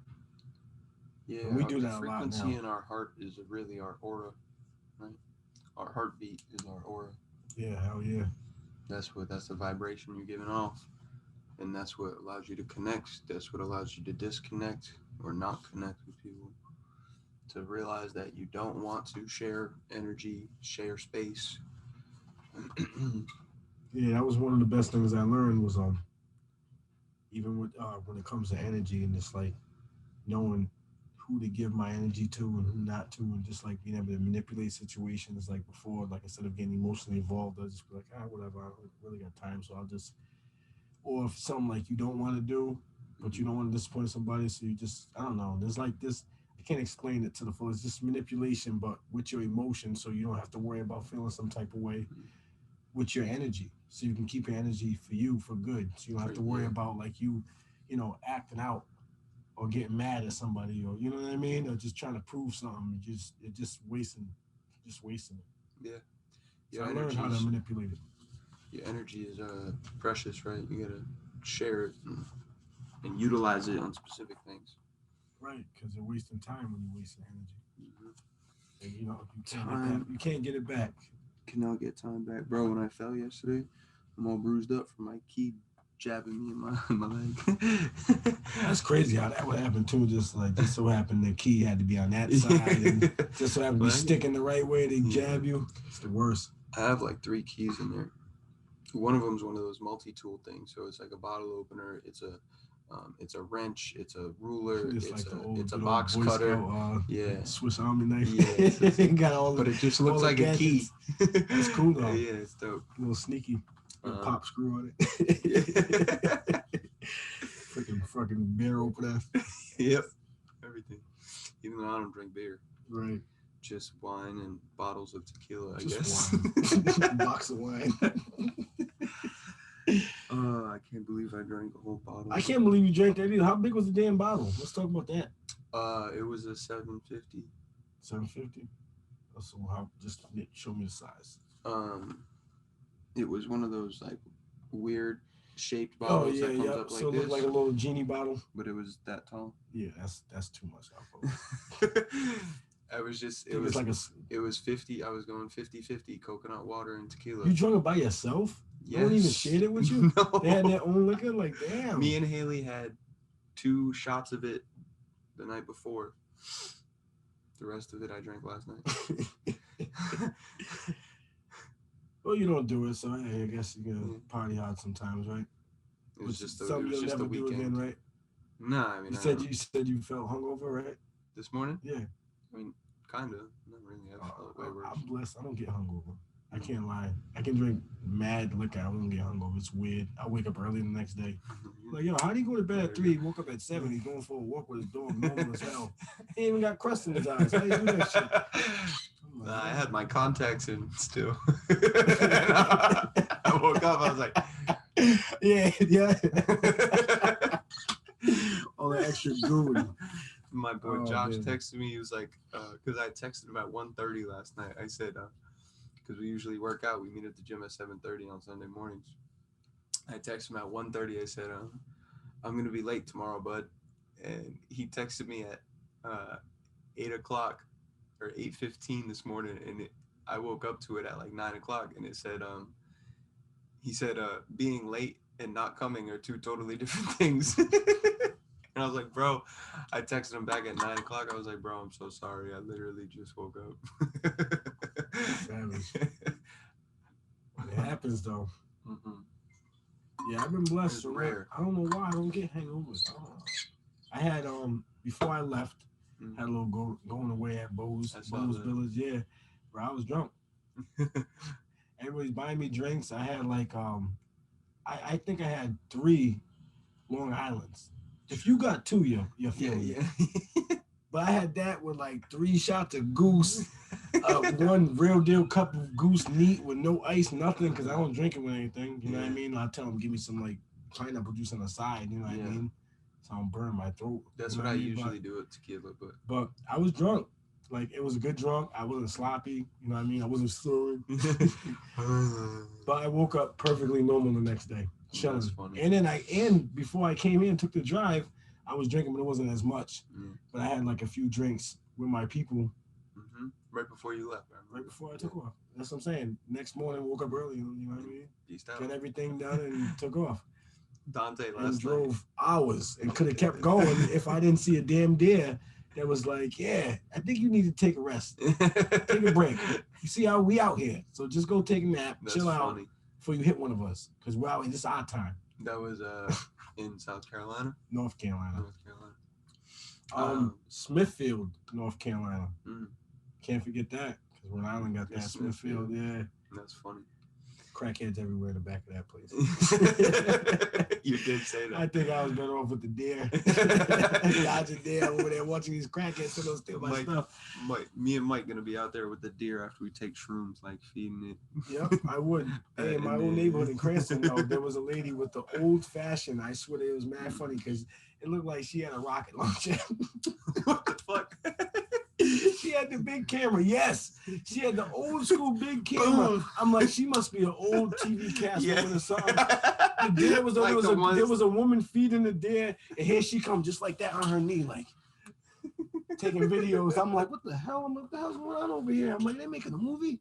I'm like, yo, it's like, you know what I mean? That shit is crazy.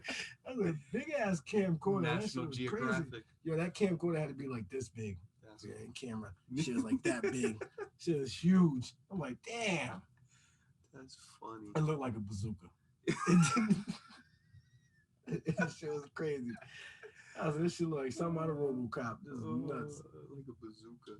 Shit was huge, bro. That's funny. But I thought it was cool to see that in Cranston, though. Yeah. I'm like, what the hell? I'm like, is that a videotape? I was like, this lady's the oldest camcorder ever. She is ancient. That was the I was first like, how one. can she lift that? She could hit the gym. Bro. She was a pro, yeah. She was a straight pro. That's funny. It had me dying. Because it's right behind Doric. That's why. Oh, yeah. Right at Wellington. Yeah. Yep. Crazy. I was like, how is this happening right now? It's Cranston. This ain't even that suburban. That's funny. You know what I miss, bro?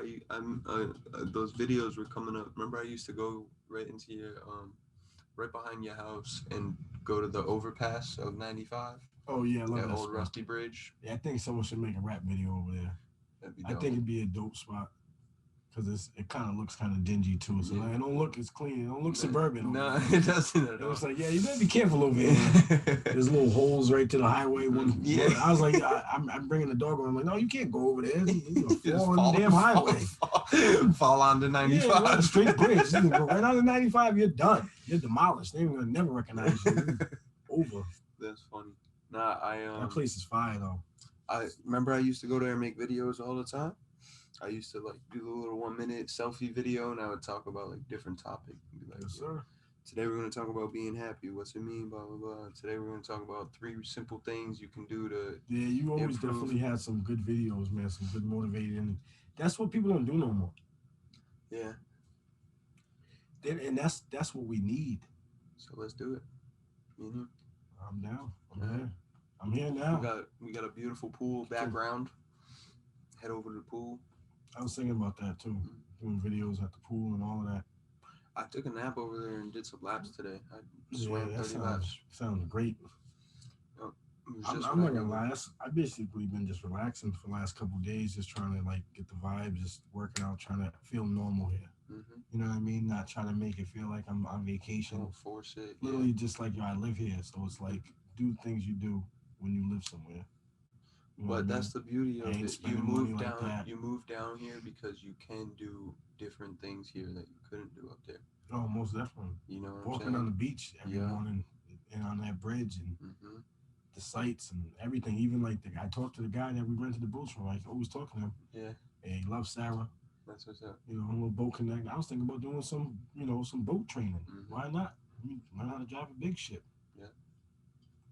That stuff I could do in Rhode Island, but it's not seasonal and people ain't as accepting as they are down here with certain things like that. So you know what I mean? Like have a certain character and certain like connection in Rhode Island to learn how to do, drive boats down there. Out here, it's just like that dude's looking like a regular dude. He's like, yeah, you should come down here. He's like, yeah, they train to do boats. It's like, that's dope. Can't do that. Because it's everywhere. It's on every block. Here, like in Rhode Island, you got to go to, southern part of Rhode Island. Boat shipping. Like, oh, we got your delivery. You can go over there and down a little speedboat. There you go. That's fire. You're going to have a job with the big ass boat just dropping off. That's a good idea. I wonder if they got that. Like, yo, what y'all need? Electronics, anything. I'm gonna deliver to you on a boat. You know what I mean? Just because I love the boat life. You know what I mean? What if you did Maniac Mike's fried chicken on a boat? Hell no. And you just drove up and down the intercoastal. I'm not cooking. Yeah, I'm like, that's nothing to wellness. That's old Fat Mike. Fat Mike fried chicken. Oh man, Fat Mike's fried chicken. Yeah. You know what I mean? ... I'm skinny now though. Yeah, I'm healthy now. I've never been so healthy in my life. I've been sick in 3 years, man. That's a blessing. I've been sick my whole life. I've been sick in 3 years. It's crazy. Only thing I've gotten sick from in the last since 2016. That was the last time you got sick? The only time I've gotten sick since then was COVID last year, October. So you caught the COVID? Yeah. I don't think you told me that. Yeah, huh? Oh, I told you we had it. Me and Haley both had it. Was it bad? No. I was working out and rollerblading and shit by day 3. Do you believe it was really COVID? Do you believe it was just like one of them things that... Because COVID does have its own signature, though. Yeah, that's the only thing. I was very fatigued for the first, 3 days. Like, I slept like a fucking shitload. My big homie that's in the fitness, Big Miles, he said it tore him up. For me, I just got congested. He said he was fatigued first. Fatigued really bad, yeah. But I think with you and Haley took it bad, you said? No, because you know what it is? It's probably because of how healthy you are. Yeah. You know what I mean? And that's the thing. I think I survived because of my intake. Mm-hmm. Teas, herbs, fruits, and veggies, and most of the time I was pescatarian that time. Yeah. You know what I mean? I didn't get sick at all. It was crazy. Allergies, that's forever. I was born with allergies. But now I'm not even allergic to cats anymore. I was highly allergic to cats. I didn't even like cats. I love your cat. Yeah, Ari is cool. Allergens change, I think, every 7 years or something like that. Well, our bodies change all around everything. Yeah. They say every 7 years it's a cycle. You got new skin every 30 days. If your skin looks like shit, it's because you ate like shit. Because the food that you ate quite literally turned into your new skin cells.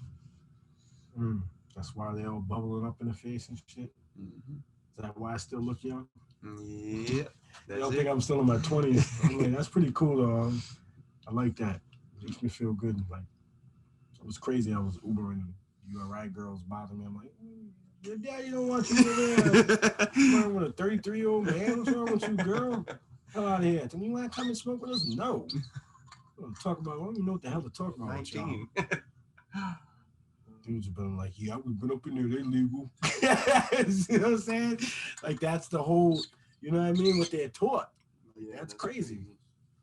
It really is. It's wild. More sad, like the immaturity, and I know that goes back in even the religion, like in the Bible, Mary was 14 when she got married, 13. For real? I didn't even know that. Yeah, Abraham was 80, 90. He was like an old man. What?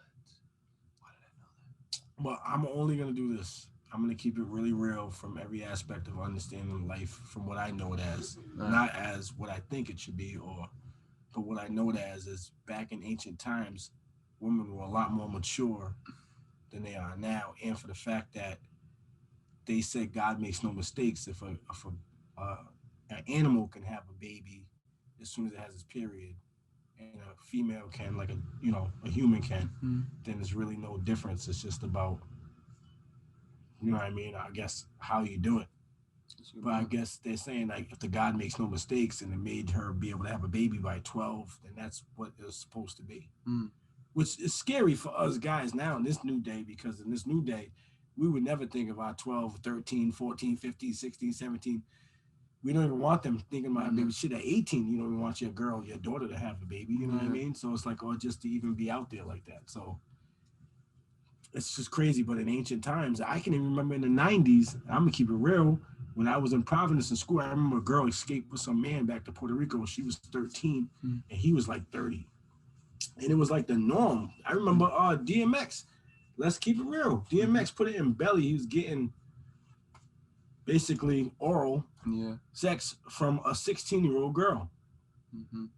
I had a 13-year-old pregnant in my class in 7th grade. So that's what I'm saying. But he was supposedly an adult then. Yeah. Whether he was 18 to 19, you know what I mean? Or saying in his 20s, she was 16. Crazy. You know what I mean? So it's that kind of was part of their life. I don't agree with it, but you know what I mean? I'm just saying, as far as time shows, the maturity levels are totally different, and what life is totally different. Everything was set up then too. Marriages was arranged, everything was all community. Marriages were really so that people could have power, right? So you had kings arranging their daughters' marriages so that they could have presence in that land, so that they could potentially take over that land. That makes sense. That's what they're doing with kings and queens. So I'm gonna, you can have my daughter in essence Right. for the fact that I partially own the land now. Right. Like that kind of thing. Or the kingdom or Right, whatever. right. No, you're right. That's exactly Mm-hmm. yeah. It's just crazy though. Like I said, I don't agree with it. It's not my era. Yeah. But it just goes to show like how time actually still always presents itself because we still are we are the newest country. You know what I mean? We have a lot to And learn. we are the God. evolution of man, and we're actually in the most abundant land in the world. That we need to recognize that because there's a lot of people out here that's always worried about their lows, but they're not thinking about how to get to the highs because they're stuck in the lows. You know what I mean? They think it's forever. Yeah, exactly. And it's like they're accepting it's only part of you're molding because you keep saying it is what it is. So the lower you feel, the lower it goes. Mm-hmm. You know what I mean? So it's like we gotta teach something different. Yeah, and it takes more energy to frown than to smile, right? Right. But we gotta start from the young kids. People like to frown now. It's crazy. But you gotta start from the young kids. They're the ones that are gonna change and evolve, and you need to not. You can't worry about the people that are older because they are going to take a longer time to change. It's going to be more energy needed in order to change them, in order for them to come to these, realizations.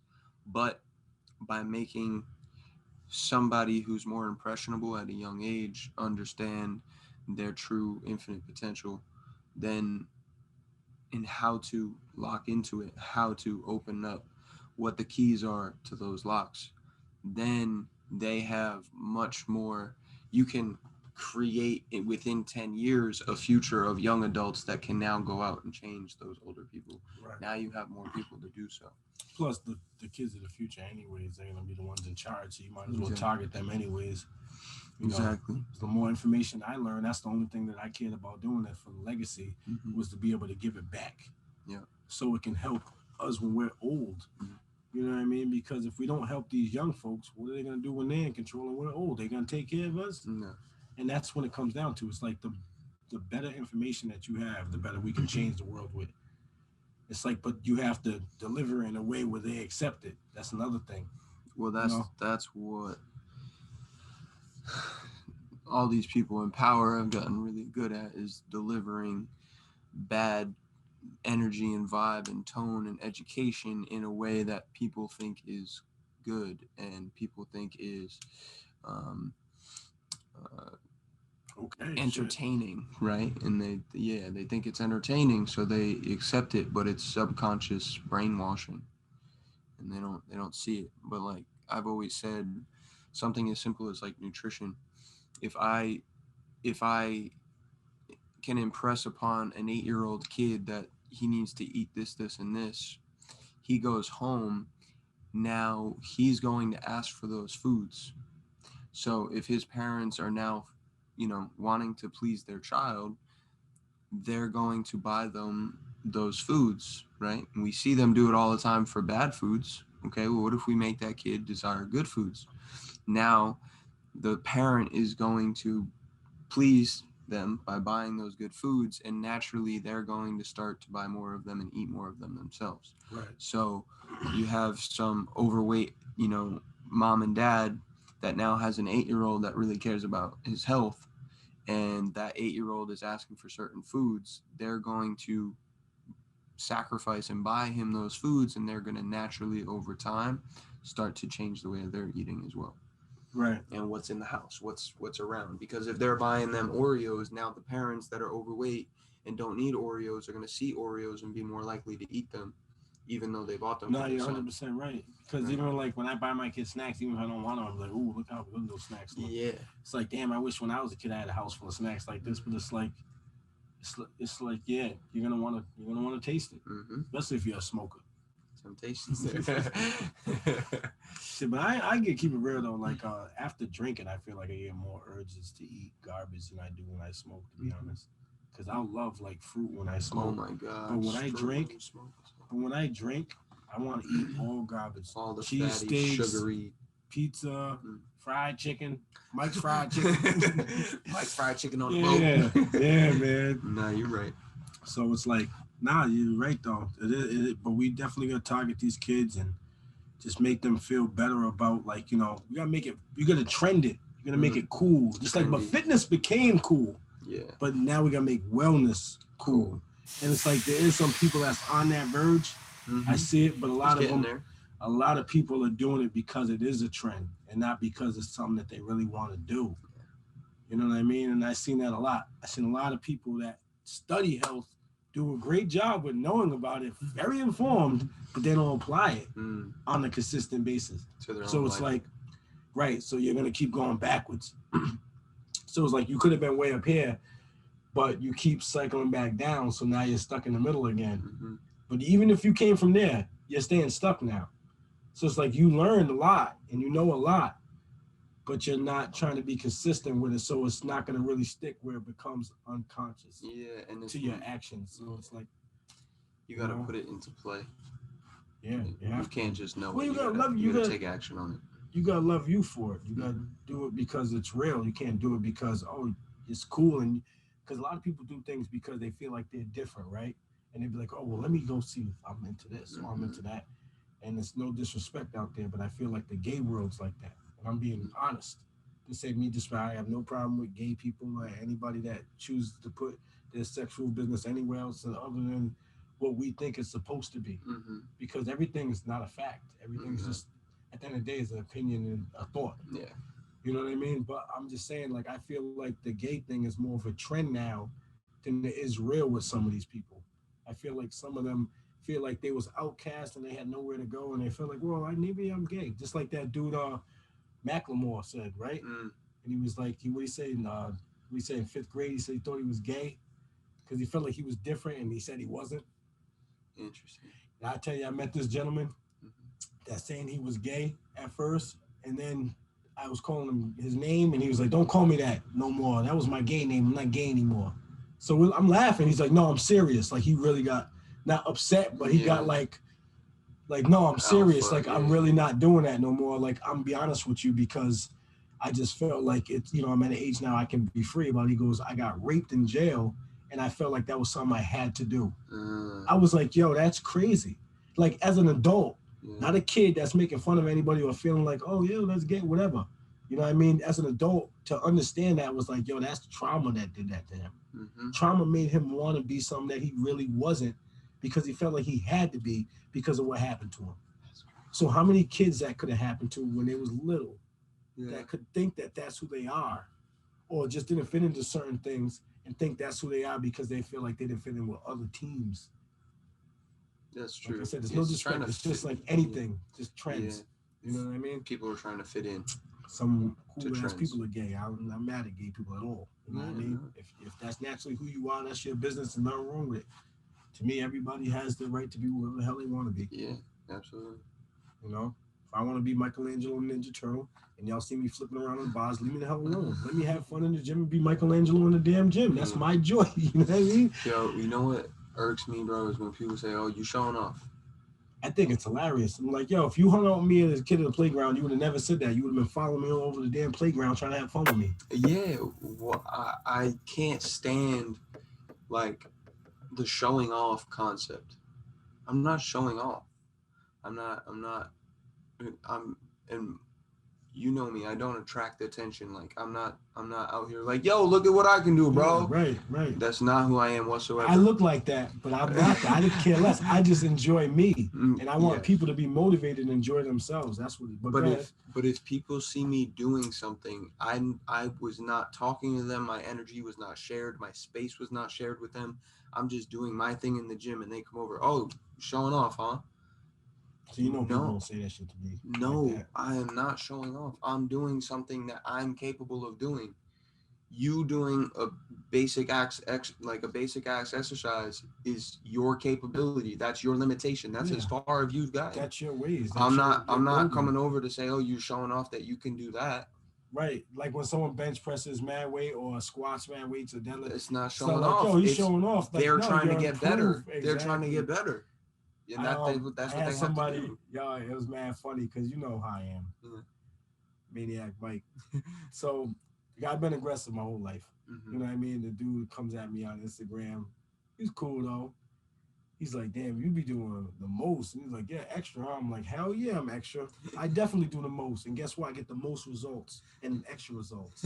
So yeah, there's nothing wrong with that. Nah, I'm evolving. I'm getting better. And it's like, yo, you work on something each year, just like Kobe did. Mm-hmm. Would you guys call Kobe a show off? You know what I mean? Would they call MJ a show off? Some people might have, but you know, they're just doing their thing when they're doing it. That's like saying a breakdancer is showing off when he can do something that no one else can do. Yeah, no, he's it's just like doing what he likes to do. Doing what we like to. It's just our playground. You pick and choose what the hell you want to do. I flip around in the rings, or I, fucking throw around some steel mace. Like, that doesn't make me a show off. That's just me exploring what my capabilities are. And I'm sorry they're further than yours because I've decided to explore them more. So I think I do things not just for a challenge because I think it looks fun. So it's like when I do some extreme stuff, when they see me spinning, I always wanted to do it because it would make me feel like I'm a ninja. Like I can feel like I can spin. Kid. Like I wish I can just jump in the air and do that shit. Yeah. I can't, but so I can do it on a pull-up bar. Mm-hmm. So it's like, yo, what's wrong with you being creative in any atmosphere you choose to train in? That's like you get mad at a martial artist too. Yeah. He broke the wood. Oh, he's showing off. He's trying to get his fist right, man. He's trying to get strong, man. He's trying to get that chi energy. Yeah. But it's cool because that's what people do that because of their own insecurities of feeling like they're not capable of doing either what you're doing or to get to the next level of themselves. Yeah. Which is like we can't get mad because they don't know what they're doing. They just can't even help it. Yeah. That's part of their distractions. But you know what I mean? Your light gives other people the right to explore theirs, and that's why I find joy in me exploring that stuff because now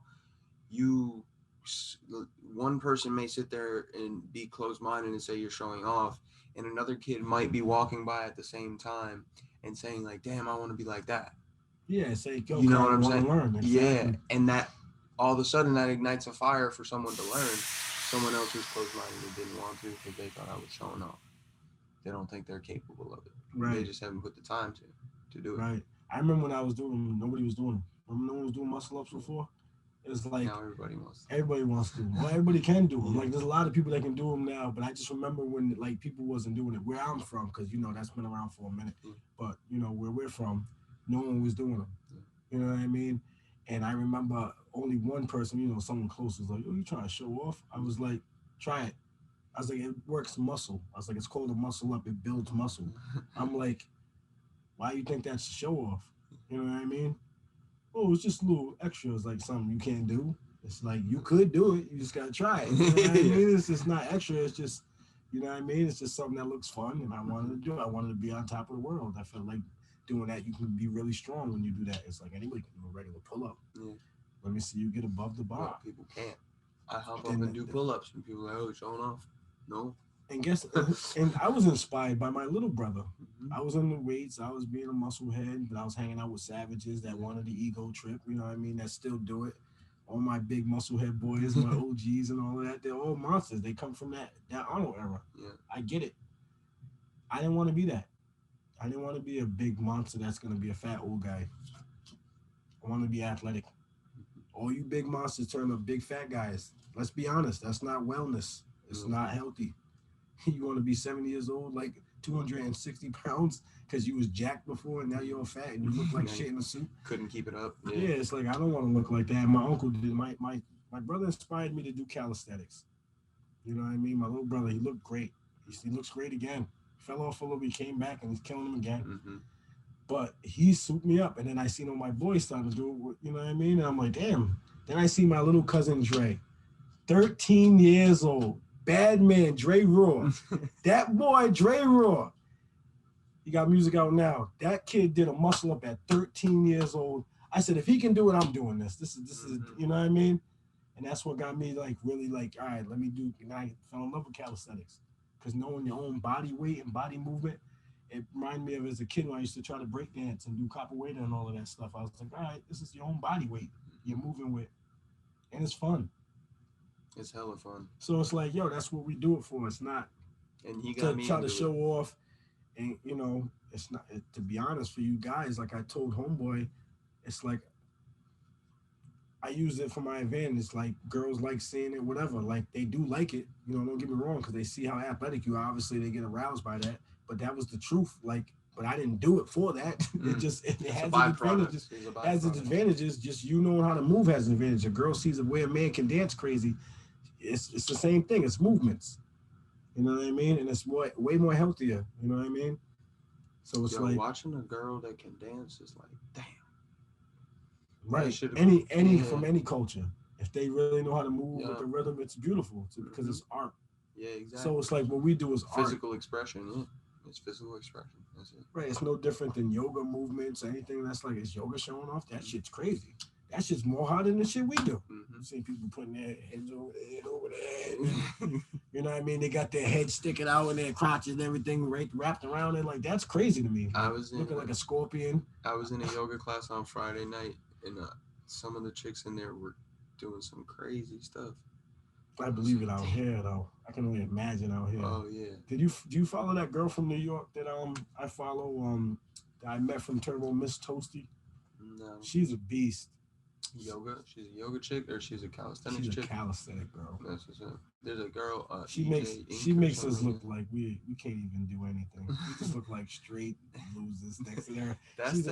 She's a bad chick, man. That's the thing. There's levels to this shit, bro. Like there's always somebody better. But my point is, when a guy says to you, another guy, when you're doing minimum calisthenic work movements. Yeah, thinking like you're nice. It's like we don't even think we're nice. We're just trying to get better.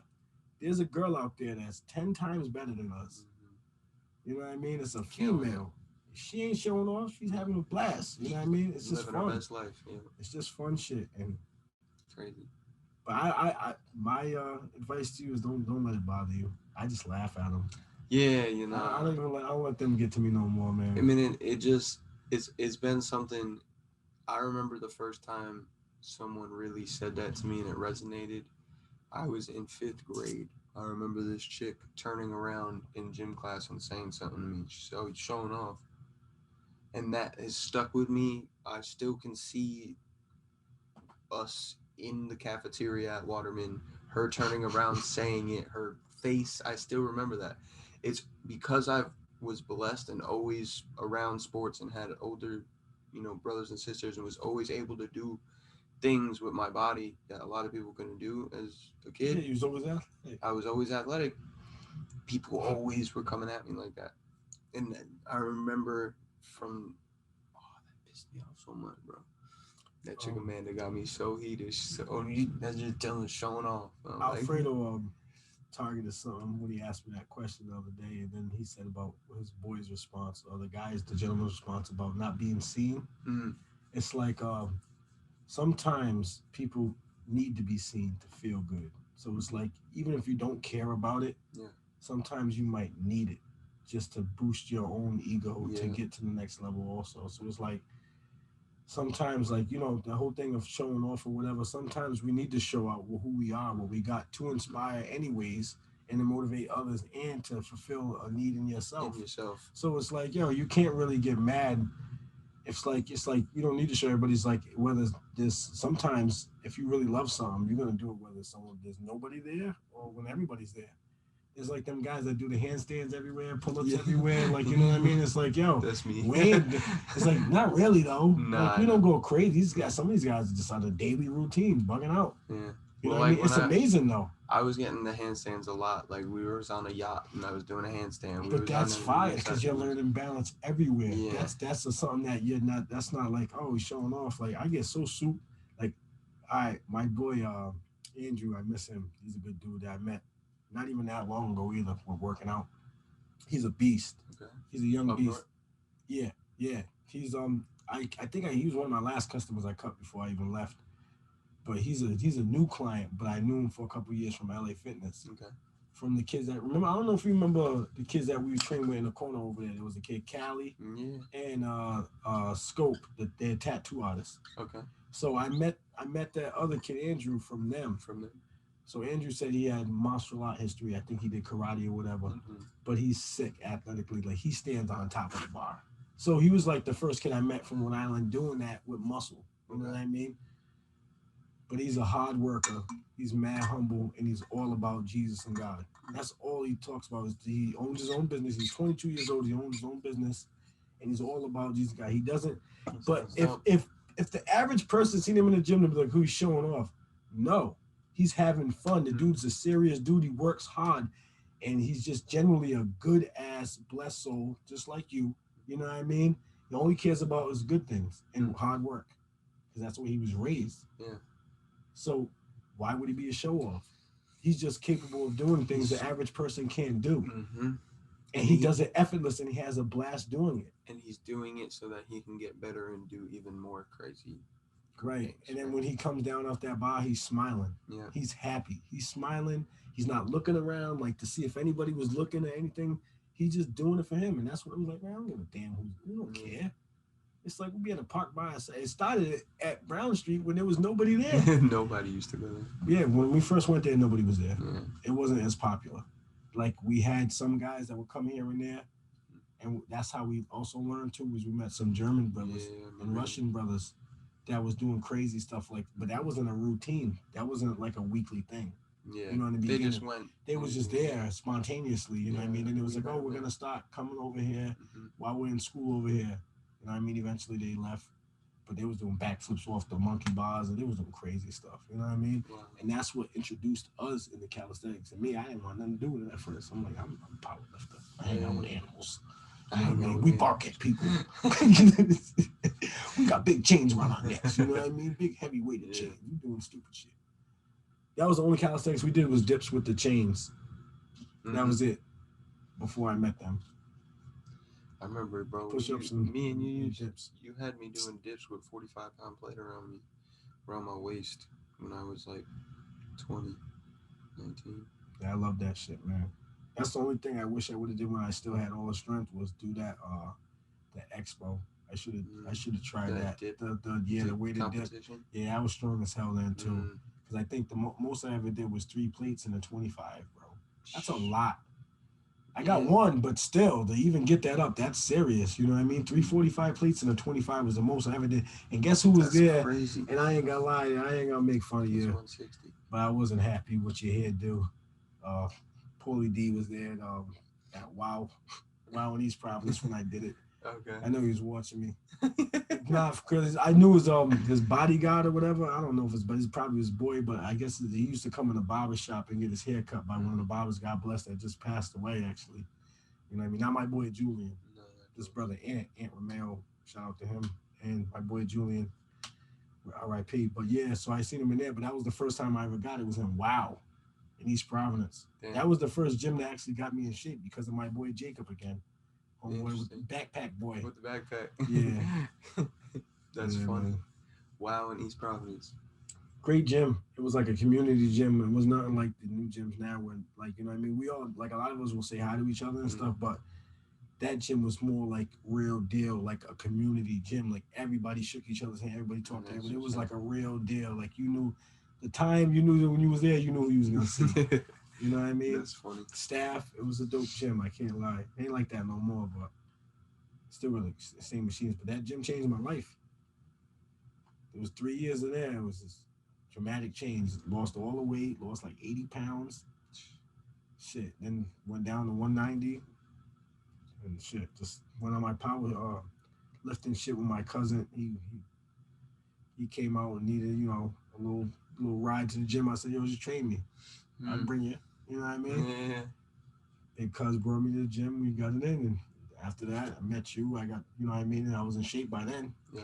When did you move to Cranston? 5 years ago, in October. Yeah, it was so if I stayed there till this September, it would have been 6. Yeah, it was like 5.5 2 years. ago. It was while I was in college. It was like 2 years before I moved down here. Yeah. Yeah, it was the best thing that ever happened. Cranston was a place that I manifested first as a kid. Crazy how you manifest stuff as a kid, you don't even know it. You have no idea that you're doing it. Cars, apartments, everything, like everything. So we got a lot of powerful tools, man. We just got to explore them. All right, I want to end with one simple thing. 3 books or podcasts or people to listen to, people can listen to, that they can learn from. books, like we said, Don't Sweat the Small Stuff. That's a great book. Cool. I can't give them the numbers book because you can't get it. It's probably not everybody's gonna be able to get that book. You know what I mean? So, and people ain't gonna take the time to really read that book like that unless they learn about numerology. So get a numerology book first. Learn about number patterns. And miracle of mindfulness, man. So you want to get on your breathing, you want to get on your really like full understanding of how to try to function and really like think about everything solid before you actually act on it. Miracle of Mindfulness is a great book. Dope. So those are like Bibles, something you can keep reading over and over and over because you'll never completely master it like golf. You know what I mean? Yeah. So it's like something that's always going to be a challenge, something that can always help you for the rest of your life. Those are kind of books I like to read. And I say listen to Mike Tyson's podcast, Joe Rogan's podcast, and I like Drink Champs, even though it's like, you know, with the hip hop shit. But you know, it's just, but I don't really. You stay in the game. I promote the other two, like far as like with wellness, but and like consciousness. Mike talks about everything. I don't really follow much podcast though. You can YouTube Kevin Trudeau and Earl Nightingale, Napoleon Hill, Alan Watts. There's mad great ones out there like to listen to. Like Alan that will Watts. change your whole perspective on life. You know what I mean? And that's what I like to do. I like to look up information that's going to change my whole understanding of what we are in right now. And what was the other thing you asked? You said podcasts, books, and just people. So you named So tackled it. Earl Nightingale, Kevin Trudeau. Yeah, Trudeau. Yep. Alan Watts. What was the other one? You said after Alan. I think that was Napoleon Hill. Yeah, Napoleon Hill. Yep. There's one more. I don't know why I can't say his name. It's so weird. I always forget how to say his name. It's so weird. What's your boy's podcast? The LT360. Oh yeah, you know it. Right here. You already know that. You know what I mean? We on here. Shit, you have to listen to me soon too. That's gonna be exciting. I might be just as fun as Mike Tyson. People ain't gonna be scared of me though when they come hang out with me. Everybody's scared of Mike when they're in interviews with me. They don't want to snap. They don't want to be crazy Mike. It's like, hey, don't trigger him. Maniac don't Mike. Trigger him. Yeah. Maniac Mike ain't Mike Tyson now. That's funny. Yeah, definitely check out Limitless Theory though. You crazy? So we're gonna get better. Yeah, we just getting started. I try telling people that. And now we got new neighbors in town. Yeah, man. That's it, brother. Shit. The patterns is real. Follow the patterns. Learn your frequency. You know, learn about your health. Learn about you more than anything. You know, what makes you better. True that. You got a question for me at all? I always like to get the opportunity. All right. Have you thought about putting some background music in for the podcast? Yes. Very low. It don't have to overpower us, of course. Give these guys some high frequency. Almost like meditation type frequency. You know, can do any beat music. You can do anything like that. That would give like a good energy, like the FKJ, the stuff that you sent me. It can just be very low elevator music. You know what I mean?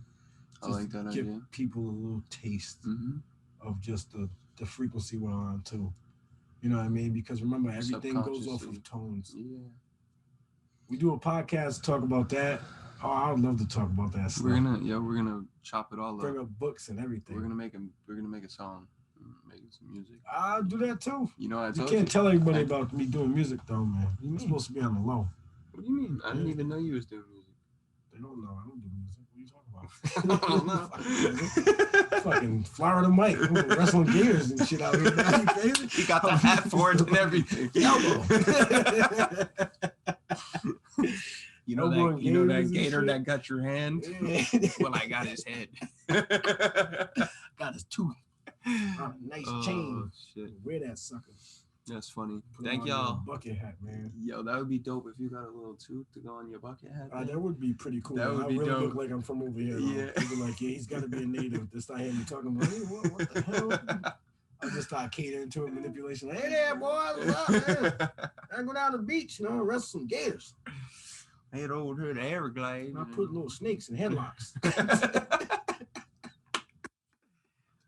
Eat scorpions. Funny. There's all no scorpions out here. There ain't no scorpions out here. Just them big ass palmetto bugs. Yeah, I know. I don't know. I have Sarah get their asses. That's it. That's funny. Crunchy Appreciate stuff. you, man. Yes, sir, man. Definitely dope great. vibes always, brother. We've been trying to do this for years. Yeah.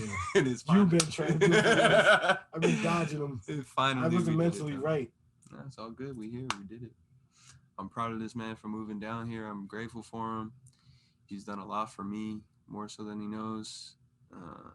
It's crazy how energies interchange. You meet people you never had any intention of, and then somehow they end up creating this relationship, and then all of a sudden you move fucking 1,500 miles away. Crazy. Still staying close and tight, and all of a sudden follows, and it happens. Blessed. And it's just, that just tells you, it's all about the mind and your thoughts, where you want to go with it. And this man is the reason that I have someone to edit my podcast. So fucking Kevin, because this man. Shout out to Kev, killing this the man, shit. Kev, K-Jax. Cause my boy do some business with me too in the future, but that's why we here.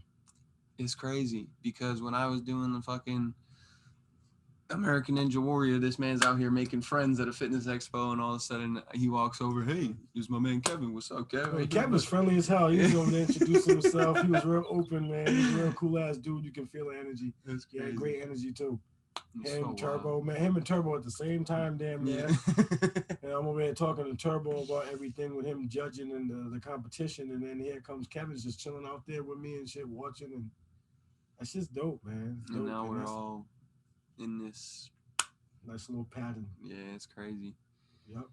Can't explain it, but all he knows is there is a greater power at work for sure. 100%, man. So much love. Thank y'all for watching. Remember, we are, life is limitless, baby. Yes, sir. And that's it. Take care. Straight raw, boys. Peace out.